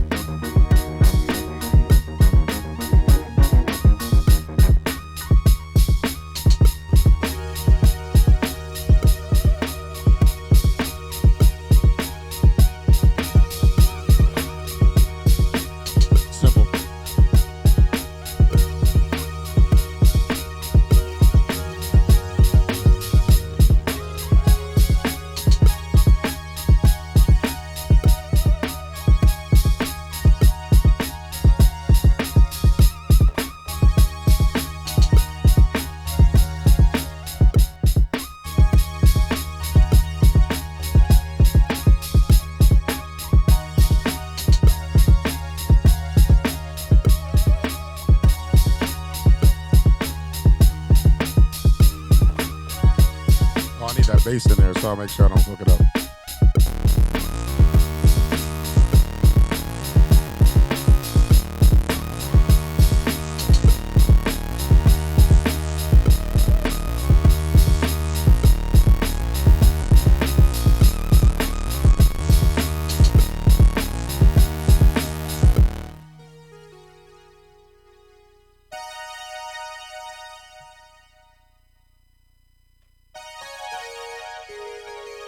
Oh, it even sounds better with all them.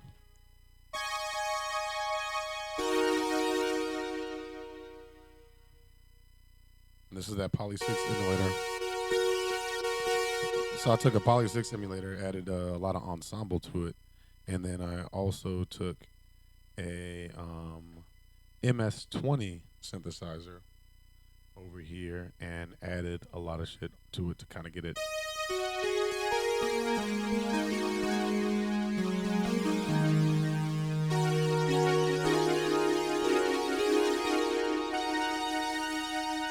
And you see, I got a lot of sweepy, wavy shit kind of going on.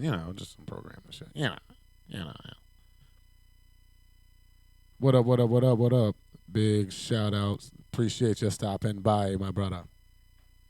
That's fucked up. I shouldn't do that. I'm not Jamaican at all. Mm-mm. Shouldn't do that. But big shout out to you, bro. I'm about to holler at your shit right now. Oh shit, this shit just says sadness. Sadness. Let's see what it's all about, man. Let's go ahead and check it out. Let's see.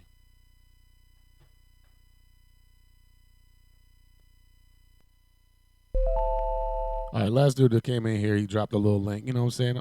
Drop a link, but when I'm checking your shit out, hell yeah, man. It's sad lo-fi. I fuck with sad lo-fi. I fuck with sad music. Sometimes I feel sad. So yeah, hell yeah, let's check this shit out. And I like that you chatting back and forth and everything, because I was about to say, man, don't just drop a link and then peace out. Drop a link, because I was asking questions the last dude that came through, and I was like, trying to figure out what it was he was playing, what it was he was using and shit. I want to know about your music, you know what I'm saying? I don't want to just hear it and tell you it sucks or it sounds great, you know? Oh, that fucking bass down in there.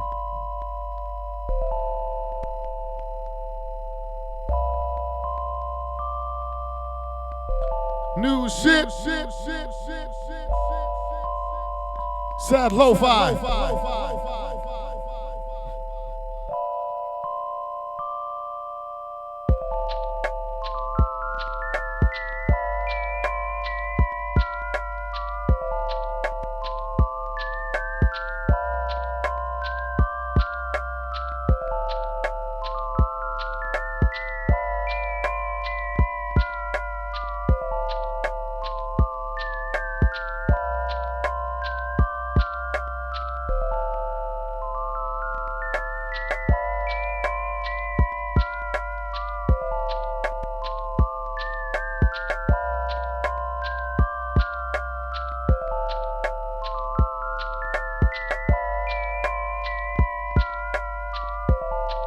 All right, I'm letting it ride.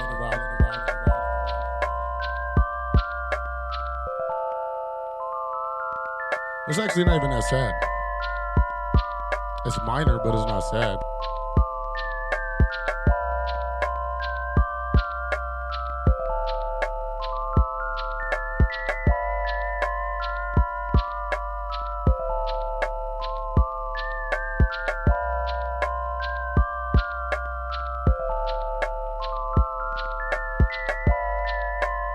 All right. All right, so yeah, like you said, it's pretty simple. I wanted to keep it simple. You definitely kept it simple. I know there's a lot more you could do. Now, don't start trying to be like backing it out now. Don't be like, oh, well, actually, I could have. Nah, man, stick your shit out there and hold your chest out. Say it with your chest, little man. You know what I'm saying? Like, put your track out there. Nah, don't start negatively. You know what I'm saying? Picking apart your track already. Let me even before I even get the first comment out. So, don't worry about it being too long because it's an idea. So any criticisms that I have is definitely not going to have anything to do with the length. You know, let me play it one more time so I can talk about it while it's actually on. So actually, I can just let it roll. All right. So yeah. So a couple of things. That low bass that's in there, it's losing. It's not really even being heard very much. Like, see, here's the thing with bass, like it's heard. It can't just be all low frequency, or else it gets lost in the mix. So you actually have to kind of like, you have to not just have a pure just low tone bass. You want to have it have some overtones and some harmonics over top of that, so it actually you can hear when the bass changes notes instead of just feel that there's some bass there. So I can tell if I put this in my car or something like that, it would not, and that's all well and good. But I need to actually be able to be aware of what the note it's bringing to the song. So I would suggest changing your bass patch a little bit, so that you can kind of get a little bit more tonal clarity out of that, bring some rhythm to it. Let's see. Oh, so the bass is in massive. Yeah, yeah. I fuck with massive, and that's great. So then there's no excuse. You know what I mean? Massive lets you tweak everything. You know what I mean? I got massive too. I fucking love massive. But you can tweak anything. You can easily add all kinds of shit to it. So yeah. So bass, holler at the bass a little bit. That key sound, um, do something to it. You know what I mean? Don't let it just be out there. It's very narrow in its dynamic range. Um, um, yeah, I'm reading your feed, man. This is what I'm saying. You explaining everything away. You don't have to explain it. I'm just telling you from what I heard on the track. You know what I mean? And we can talk about different techniques and stuff to accomplish. If there's something that you're trying to accomplish, please by all means ask me. We'll figure it out. We in this shit together, man. We in this shit together. We in it together, big dog. I'm trying to get you where you trying to be at. Um, so yeah, the key sound. Here's how I would display it. Right, you've got your bass stuff going on down here, very narrow range because it's basically just two notes hitting two frequencies. You know what I'm saying? And then you got your very high key stuff going on right there. And then you have your drums, and then that's really it. And the kick is kind of sitting above where the sub is. So think about this shit like a sandwich, man. You know what I'm saying? You got the layer of bread on the bottom, which is the bass, and then the layer of bread on the top, which is like in this case the higher frequency is like what the piano or maybe the hi hat or something like that. But in between that, how many layers you got going on? You know what I'm saying? Like you really only got like two things going on in the whole song. So mess around with layering and mixing and getting your layers so that if I chose to listen to that song for more than a minute and a half, I would still be interested because I would notice, oh, there's this thing going on in the background, or this element just changed, or this is going this direction. You know what I'm saying? But if you just have drums, keys, and bass, and then that just goes on for 4 minutes, that's yeah. Yeah, or sample, yeah, to give it movement. Yeah, absolutely. Movement, exactly. It needs to move in not just a bar for bar way. It needs to move in a full song way. It needs to move like, oh, this is how it was. And you know what I'm saying? My homeboy in here, yeah, yeah. See, I was just about this. I was just about to shout you out. I was just like, yo, I just told him, I was just telling him about how like movement in the track is crucial. That so it's so easy to just to get a 4-bar loop and then just let it ride, and there's your song. But that has people's interest for 4 bars, maybe, and then after that you lost them. So you do have to give it movement. You do have to give it growth. You do have to, what I'm saying, do a little something to keep people interested. So, yeah, fuck around with it, man. Good song. If you got more songs, shoot them my way, man. Because obviously I love talking about. Doodle Brown, Doodle Brown. Yo, big shout out, man. Yeah, Glock. Welcome to the squad, boy. Yeah. Appreciate the follow, man. Oh, hey, I forgot I put that shit in there. When that shit come on. Yo, I don't know if you was ever back in the club back in the day, yo, but like, if I fucking, don't stop up that pussy, damn it, tell you Doodle Brown. Yo, the fucking club would go crazy. So, anyway. The good old days. All right, so, yo, here we go. Uh-oh. It's still a work in progress. All right, we'll take that as a quick a warning. But I got you. Here we go. Let's see here.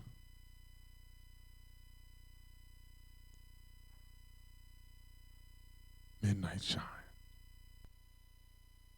If it's dope, I'll tell you. Here we go. All right, so that's better. This is already better because you actually have that that vinyl crackle already kind of let you know what genre it's in.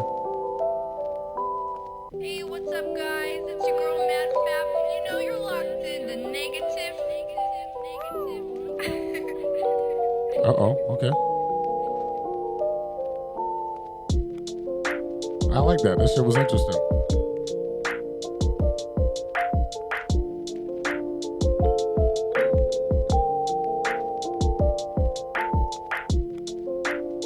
Okay. I like this sample, the piano sample that you're using. Now this is it. This is better. This is better. It's already more in tune with the sound. So what this needs is a bass. Okay, he's changing it up. So good, good, good, good, good, good. I would say those drum sounds. Try to keep your drum sounds. Try to keep your drum sounds more kind of similar. Otherwise, so all right, it's hard to try to explain this, but yeah.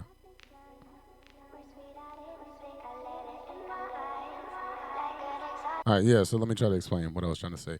All right, yeah, he says snare. Exactly, yeah. That's what I was kind of trying to get to. Is that you have? It sounds like you kind of pull drums from this sample and that sample to this sample, and you can get away with that, if it's not too crazy. But like you said, then you started throwing in cymbal sounds, and the cymbal sounds had like room sound in them.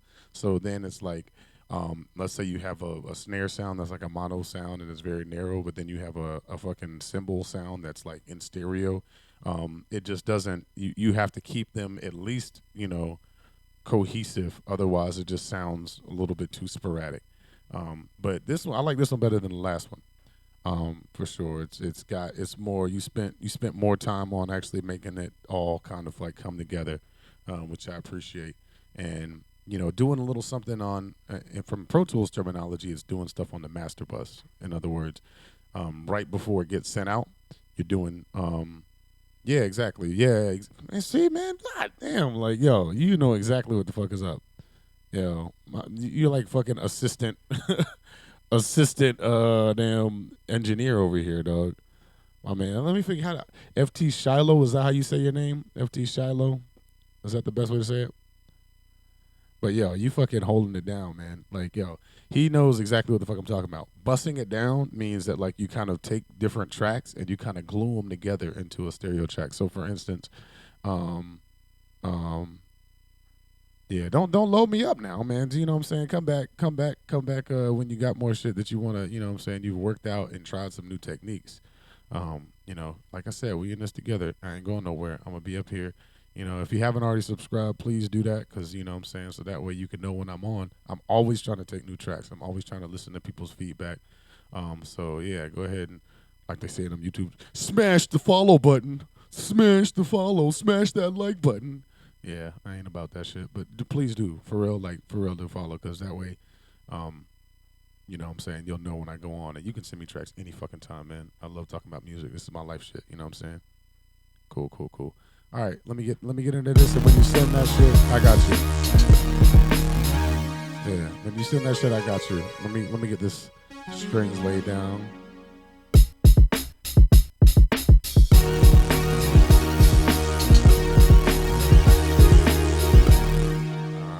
Hold on one second.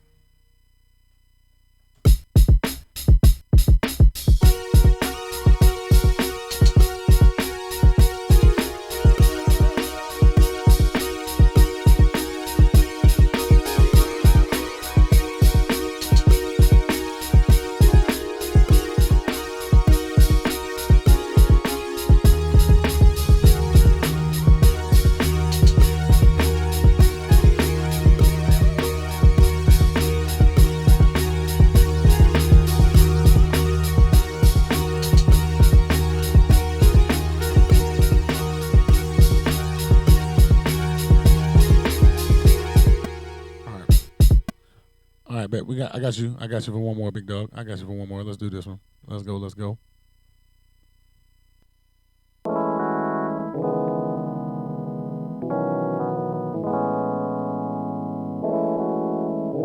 I can't say I fuck with that key sound.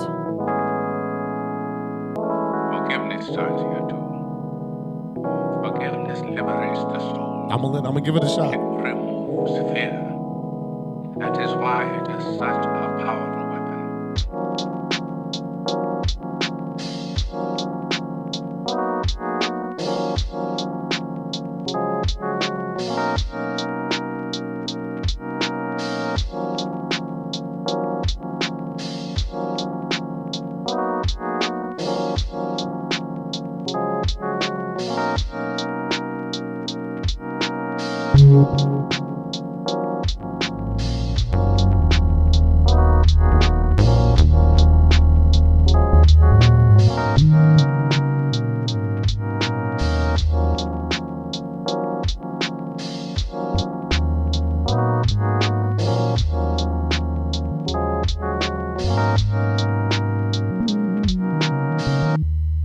Oh shit! Hold on, let's fucking run that back. I'm gonna jam on that shit. To be real, I don't like that key sound at all. And other than the drums, that's pretty much the whole track. The processing on it sounds good. The processing on it sounds good. It sounds good. It sounds like at this one you actually got a little bit of gating going on that you're trickling with the kick sound. Some ducking, which is cool. That kind of gives it that quality. So I can tell you're honing in on your sound a little bit, but that key sound needs to get the fuck out of here. But in the meantime, I'm gonna fuck with that for a little bit. Just to kind of give it a little bit more life, you know what I mean? Don't be afraid to add bass. Forgiveness starts here too. Forgiveness liberates the soul. It removes fear. That is why it is such a powerful weapon.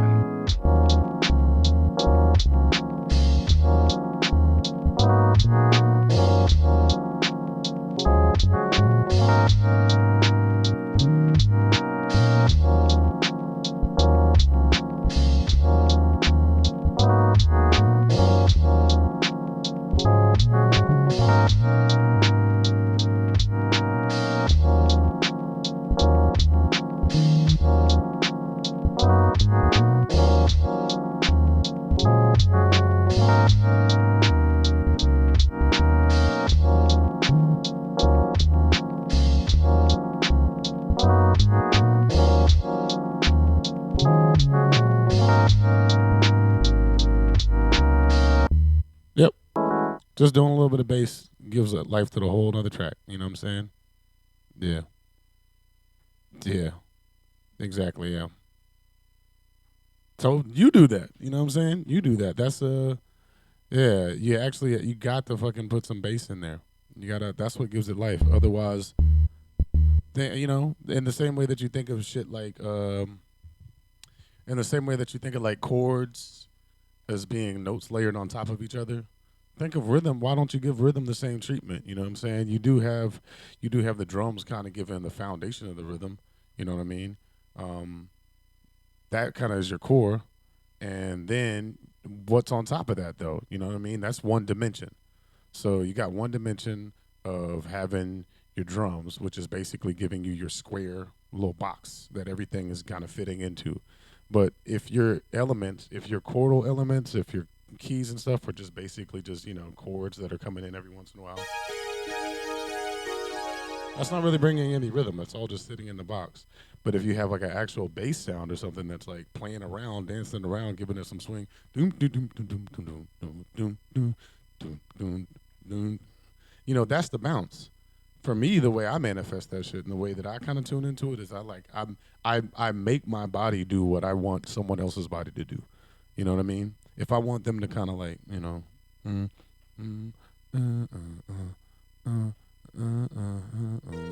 yep, the sandwich analogy, exactly. You got to stack it up, man. You got to stack it up, giving somebody something to work with.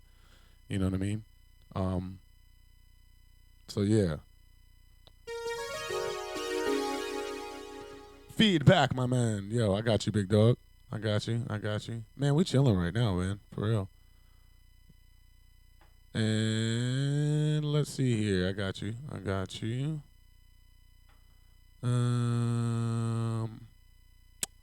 What we got here? That ouchers. All right, here you go, man. I got you. Let's do this.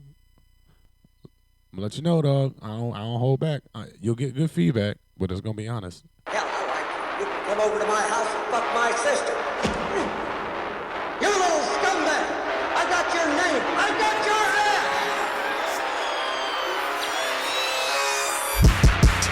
Oh shit!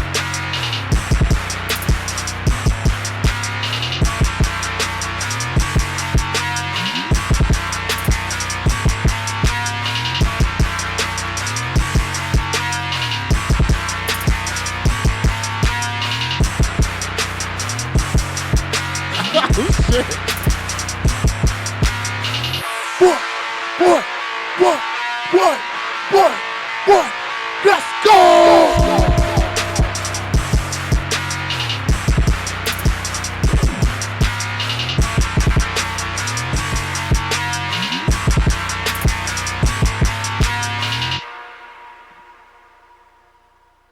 Damn. So you just gonna fucking hop up in the motherfucking. You just gonna hop up in my ears like that and just duck out like that. You just gonna fucking run up in somebody's house and just fucking, you know what I'm saying? Just fucking let off the machine gun and be like, all right, I'm done. Where the end of that?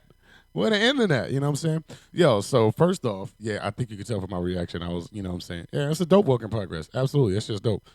But yeah, man, that shit took me by surprise like a motherfucker, man. That shit took me by surprise. So yeah. Did you play guitar on that? Are you a guitar player? I'm gonna awkwardly wait for your response.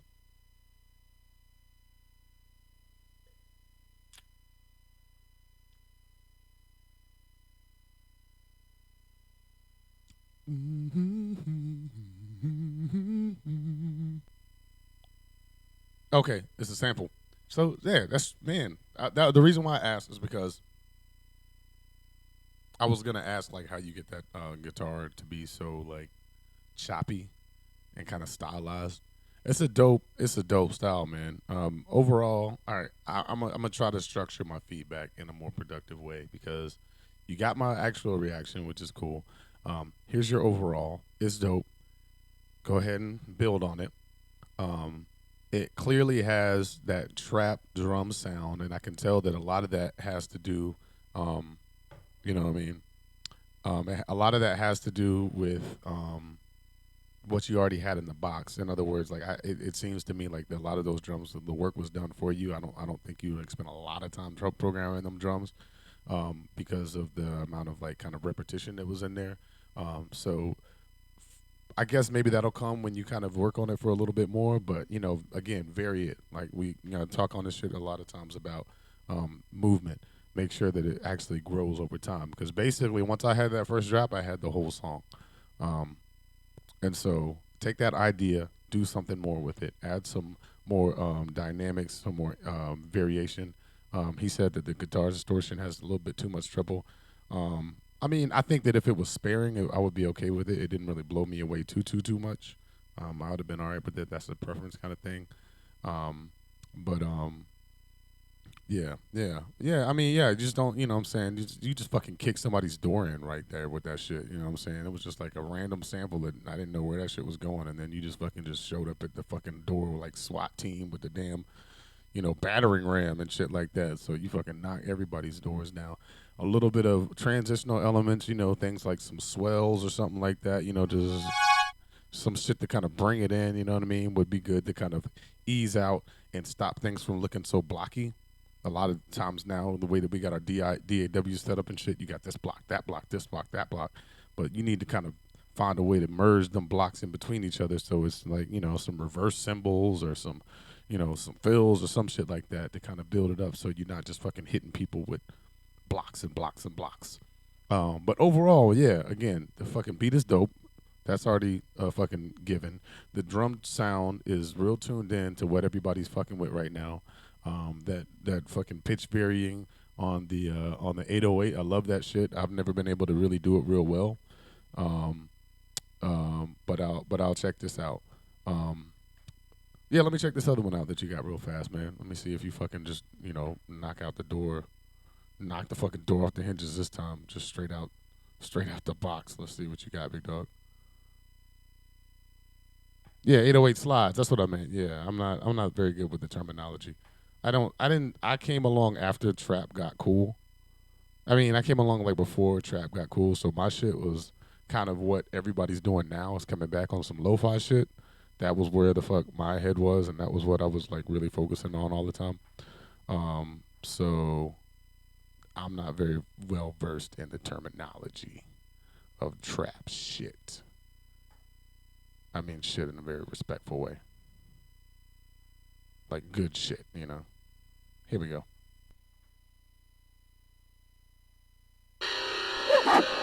I know that fucking guitar. Are you using Fruity Loops? Are you using Fruity Loops? Tell the truth. I just want to test my ears, actually. I just kind of want to know. Are you using oh, I'm sorry, not Fruity Loops.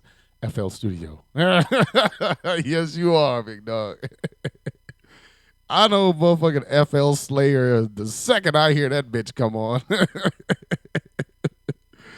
Yes, sir. But yeah, all right, all right, all right, all right. I fucking love. I done fucking use that. I didn't use that sound so much.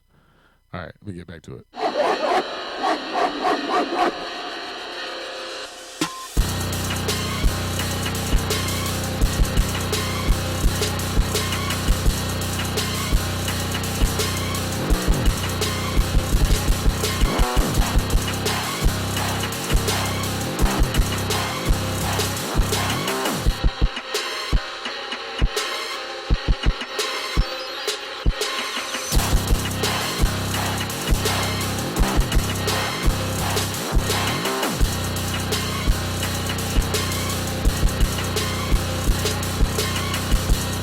Uh-oh, what happened? What happened to your bass note? Sound like your bass note got stuck on the wrong note for a second.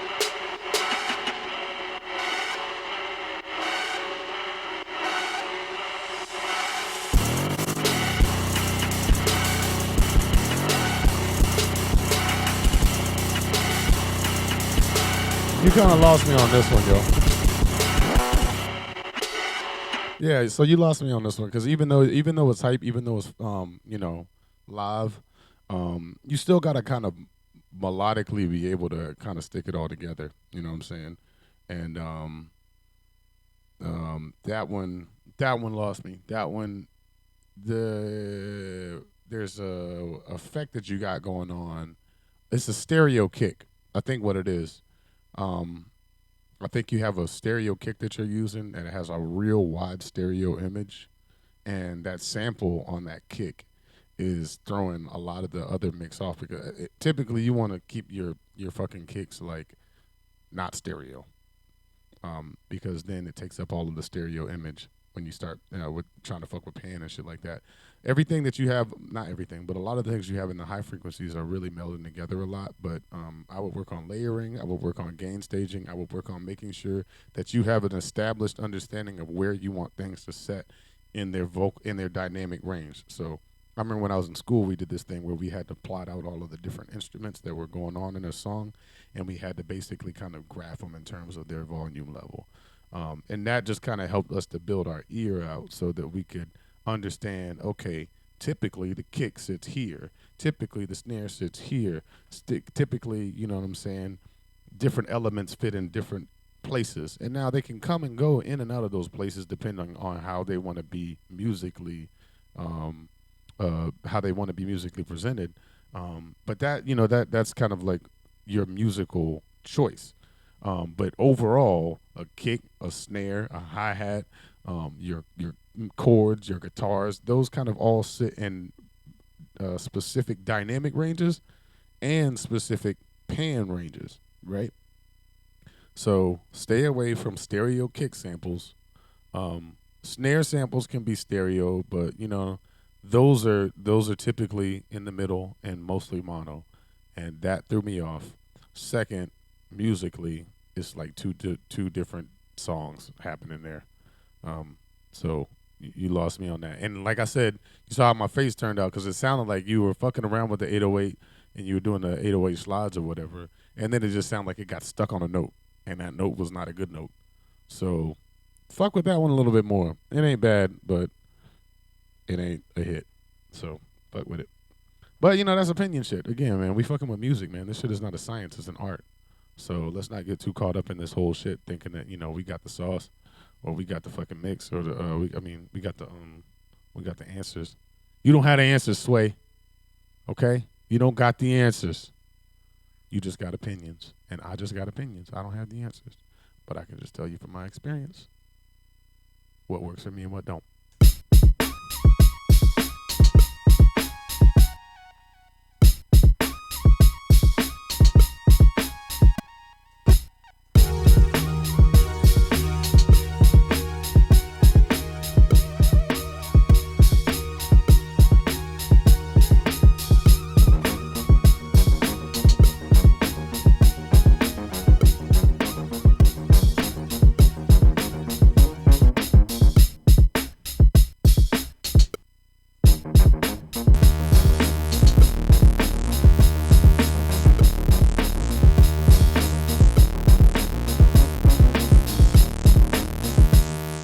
I got you. Check out what you. I got you on one more, man. I got you on one more.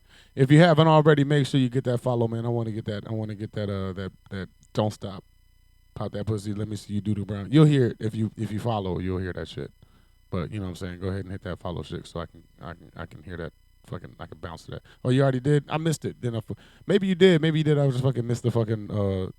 Damn, man, I hate that shit because I love when that shit pops up. I love that shit. Just fucking takes me all the way back. So if I missed it, I fucking missed it. Oh well. I'll bring him Streamlabs. Oh shit. Here we go. Pound that like button. Pound that follow button, bro. Crisis.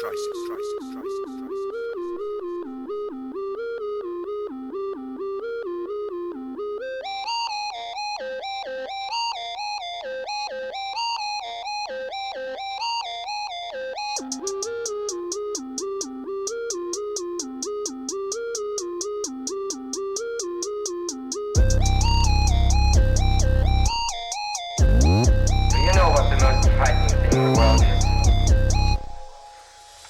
It's fear.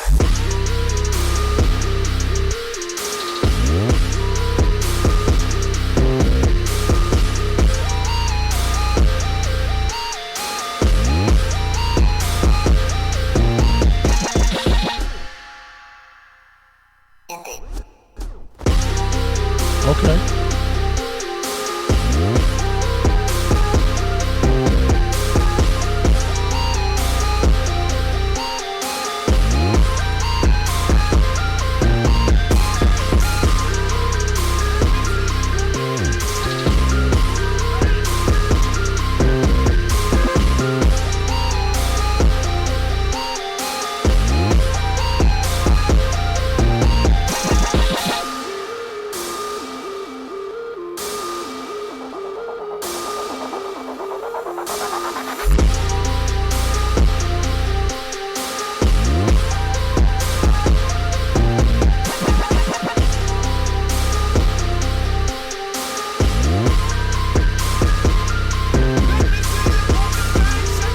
There it is.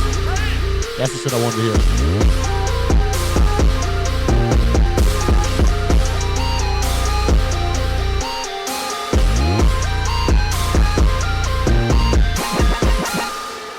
All right. So I'll let it ride. So here's what I'm feeling on that one. One of the things has already been said. One of the things has already been said. The lack of a snare does kind of leave it kind of feeling empty. It has almost like this soundtracky kind of feeling to me. It sounds like it's like a soundtrack to a fucking movie trailer or something like that in its epicness. But there's some technically lacking things that I hear that I would want to address. FL Studio has the tendency to let you get away with a lot of shit when it comes to gain staging. Meaning, and when I say gain staging, I mean the different levels of your things not having to be checked. In other words, I have these different elements, and if you look at the volume levels of them, you know what I mean? You see where that's at? Like that's right there is hitting like 50%. You know what I'm saying? The piano, that's down there at about like 25%. That synth right there, it's at about 30%. You know, all of these things all occupy a dynamic range that's well within a ceiling of like, it's got some room. FL Studio lets you just fucking put shit in there, drag shit around, and never have to worry about how loud it is really too much. Because FL Studio lets you just have super loud shit and then some shit that's less than the loud shit. But if you do that, eventually it's going to start getting distorted. It's going to start getting crammed, and there's only so much that can be at the highest volume level that you have. And if you keep cramming it, FL Studio is not usually going to be like, hey, that one instrument's too loud. It's just going to fucking crank it out. It gets muddy.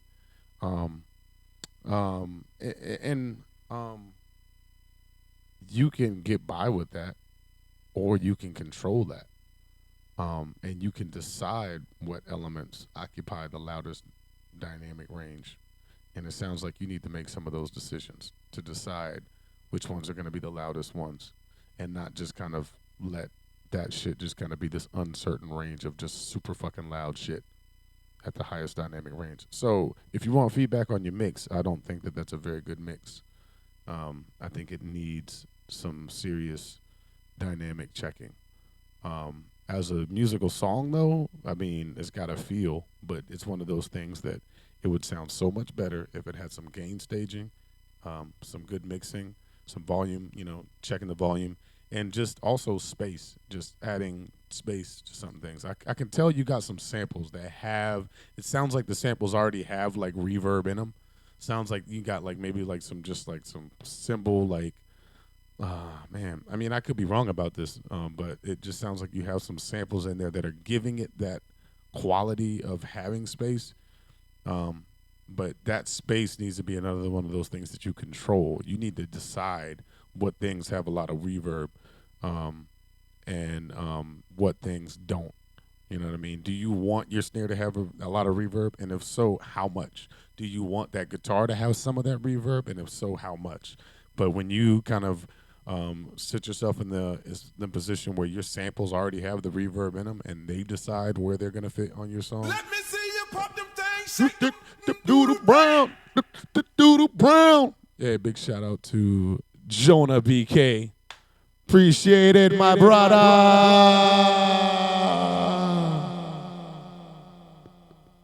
Appreciate the follow. Yeah, so back to the mixing shit, man. That's the shit that you got to work on. Space, dynamic range, and learn about compression. Take the time to learn about compression, because that'll really help to bring your things together so that way it don't get muddy, and only the things that you want to combine get combined. Otherwise, everything's kind of squashed into one dynamic range. I'm glad it's been helping you, man. Hell yeah, man. I appreciate you. You said you've been writing it down. I appreciate you. I've been working on this one for quite some time, so I'm already out of the mode of fucking with this one. So I'm gonna check out some of the older shit that I got going on here. Some of these tracks that I've been fucking with, that I've been needing to listen to with fresh ears.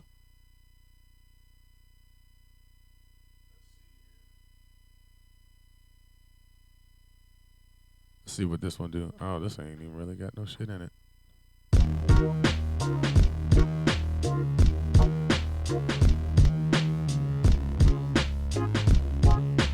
All right, that one's straight. This is the fun part of the night where I go back and I just kind of like listen to some shit that I've made before. So it's, a lot of times I make shit and forgot I made shit, and sometimes I'm pleasantly surprised by what I made. Like right now, I forgot about this shit.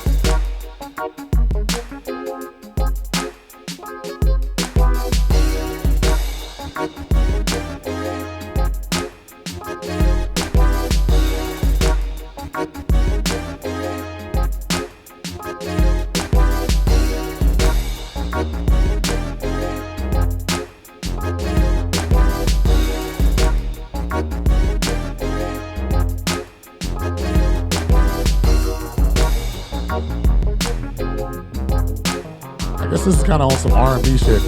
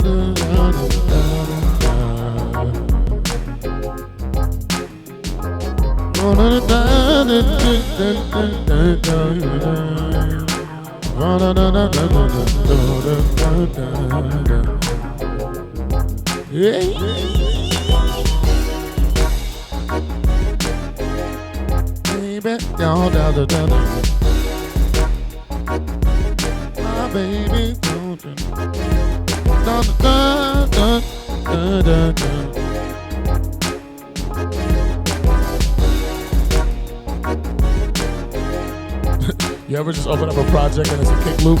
Hell yeah. A kick, yep. Not usually for me. Usually I'll just open up a project and it'll just have like a bass line or some shit like that, and I'll just be like, "The fuck was I supposed to do with this?" In the moment it makes sense, but you know sometimes it don't make sense in retrospect.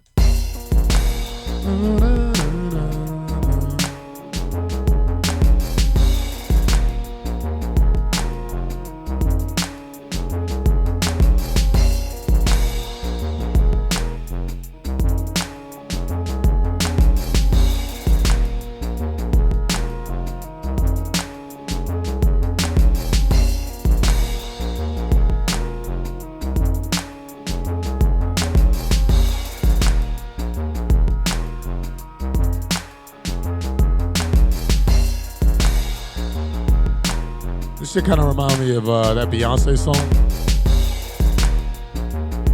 That shit. And we like to party.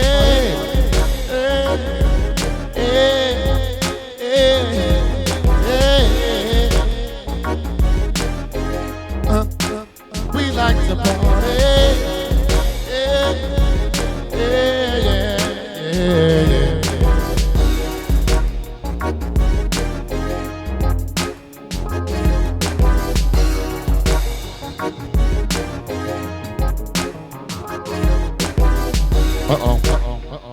Uh-oh, my own worst enemy. I'm sitting here talking all that shit about gain staging, and I'm the one that's over here hitting the master fader hard as fuck, clipping it and shit. Don't judge me. Let's do this one right here. Hell yeah, save that shit. That shit's good. It's not bad. Not bad. I think I worked on that one a couple of days ago. This is gonna be the last one, and I'm gonna have to call it. I actually do have to get up. Oh, this is one of the ones I play guitar on, which I'm fucking not that good at. I decided today I was gonna quit guitar forever because I tried to play just a fucking basic repeating fucking 16th note pattern and I could not. So I quit today. So this is my last guitar performance.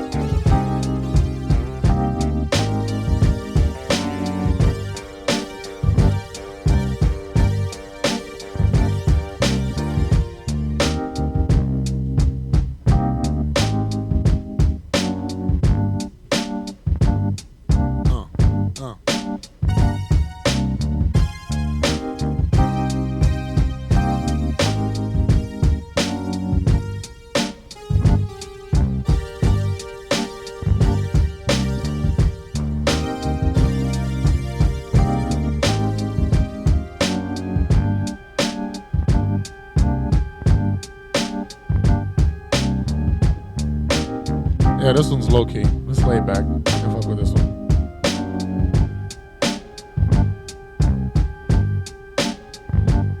This one goes out to all my soldiers. I'll be hipping them birds. Out the getting them curves. Hitting the swerve now. Round ride with it. This one goes out to all my soldiers. Out here flipping them birds. Out here hitting them curves. Then go ahead and ride on them. You can go ahead and ride on them. Bounce in this motherfucker. One of the illest is slipping, really be giving. Do the shit for a living. Use the gift that I'm giving. That might never be written. I'll be freestyling this, so motherfucking never written. Hold up, getting it, getting. While I'm getting, when they getting this good, they're living, feeling this good. I'm hoping they feeling this good. I'm at the top and I'm riding, holding it down. I'm just go inside and let it ride like Q-tip. Move this, y'all got new shit. Y'all just move with. This the crew shit. I got the bullshit, the type of shit that knock you out and leave you black and blue shit. So go ahead and get it poppin' now. Cause yeah, you know we about to knock it down. Got the flipping the birds, got the getting the birds now. Go ahead, you can put the thing on it. Go ahead, you can put the thing on it. Here goes out to all my shoulders, out here flipping them birds, out here hitting them curves now. You ain't got that, go ahead and ride on it. Said you go. And that's not even supposed to double until right there. Fix that shit right there. And see, that's why I go back and listen to these because sometimes I fuck up, and I don't want to have that in there when I'm about to export it because this one definitely is about to export. I've learned. You said I was out here giving the mixing sauce out. This is the last bit of mixing sauce. So I'm gonna go ahead and sign off. But I've learned that in instrumentals, we get a little egotistical and we believe that we're the end of the song when we're done. Like I make the beat and then I'm like, okay, song's done. But that's a it's a it's a it's a wrong understanding to even say, oh, the song's done. You can say the song is ready for a vocalist, but when you say the song's done, it kind of displays the fact that you feel like, oh, hands up, I'm done. In the sense that like you've made the song and filled. Well, hell no, a song is hell yeah, a song is done. Yeah, yeah, I listened to. I'm not sure if you're familiar with Brian Eno, but Brian Eno is a ambient music pioneer, fucking techno, ambient techno. I don't know. I'm not good with genre labels because I think music is music, and it's the shit that I like and the shit that I don't like. Those are my only two genres. But I love Brian Eno, and one of the things that he said is that he has like just thousands of songs that are just not done. And he said that he goes back and he revisits them, and he said that nothing finishes a song. Like there's two things that finish the song, and it's a deadline and a budget. Those are the two things that make a motherfucking song finish. Song is done when you gotta hit that deadline, and a song is done when you run out of budget. That's when a song is done. And if you have to learn how to be able to do that. But what I was speaking on is the idea that like you just saw all of the shit that I put in that last song. I put a ton of shit in there. Where's the vocalist gonna go? You know, where's the vocal harmonies gonna go? Where's all of the different chorus vocals and the chorus backgrounds and the rapper and the singer or whatever? Where are they gonna sit? Because I got, this synth and that synth and this instrument, that instrument, all just kind of layered in there because it's what I want to hear and it's what I want to do on there. But in reality, something as simple as this, you know what I'm saying? Drums, a simple like piano lick, super simple, and bass. I realized that at any point in time when you listen back to a lot of the older stuff that, that's been made before we started kind of having the ability to infinitely layer tracks, most of that shit had maybe at most like 4 to 5 simultaneous instruments, at any given moment in time. Of course, things change over time. But yeah, most of the time you'll have like the vocals, the drums, the bass, the keys, and then you'll maybe have some other melodic rhythmic instrument, and maybe, then that's pretty much it. Maybe a background instrument. You know what I mean? Yeah, that's old beats, but I'm talking about old shit in terms of like Motown. I'm talking fucking, you know what I'm saying, old, Beatles songs. You know what I mean? That's the kind of stuff I'm talking about in song composition, from a song composition standpoint. We do too much. We're doing too much now because we can do so much. We feel like we got to do so much. But most of the songs that I love are not just are not just simple in that they're like simple loops, but they're simple in that they don't have that much going on at one moment. Let them be 2 bar loops, but let those 2 bar loops change every 4 bars. You know what I mean?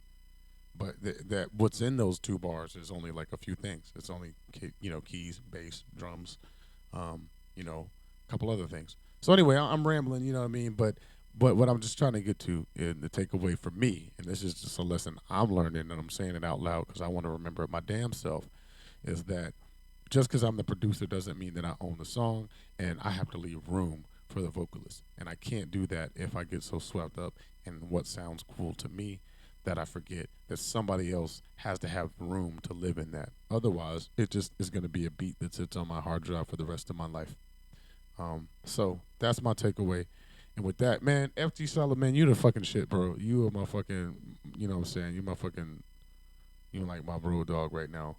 And you know a lot of shit. I want to see more of your shit too, man. I think I'm gonna go back into the chat. And I think you sent me some other stuff, but I'm gonna check your profile and make sure that I friend you up, man, because I want to see the type of shit that you putting out. With that said, man, peace to everybody. I'm gonna have to get me some sleep tonight. You know what I'm saying? I appreciate everybody for tuning in. Big shout out to everybody who followed, all the new follows and everything. Big shout out to that Ouchers. Big shout out to Yata Glock. Big shout out to FC Shiloh. Big shout out to Jonah BK. I appreciate y'all, because y'all are what keeps me fucking doing my shit and motivates me to get my ass back up in here and keep doing it. So yeah, man, much love. I appreciate you, and I'll see y'all next time. Appreciate you, and peace.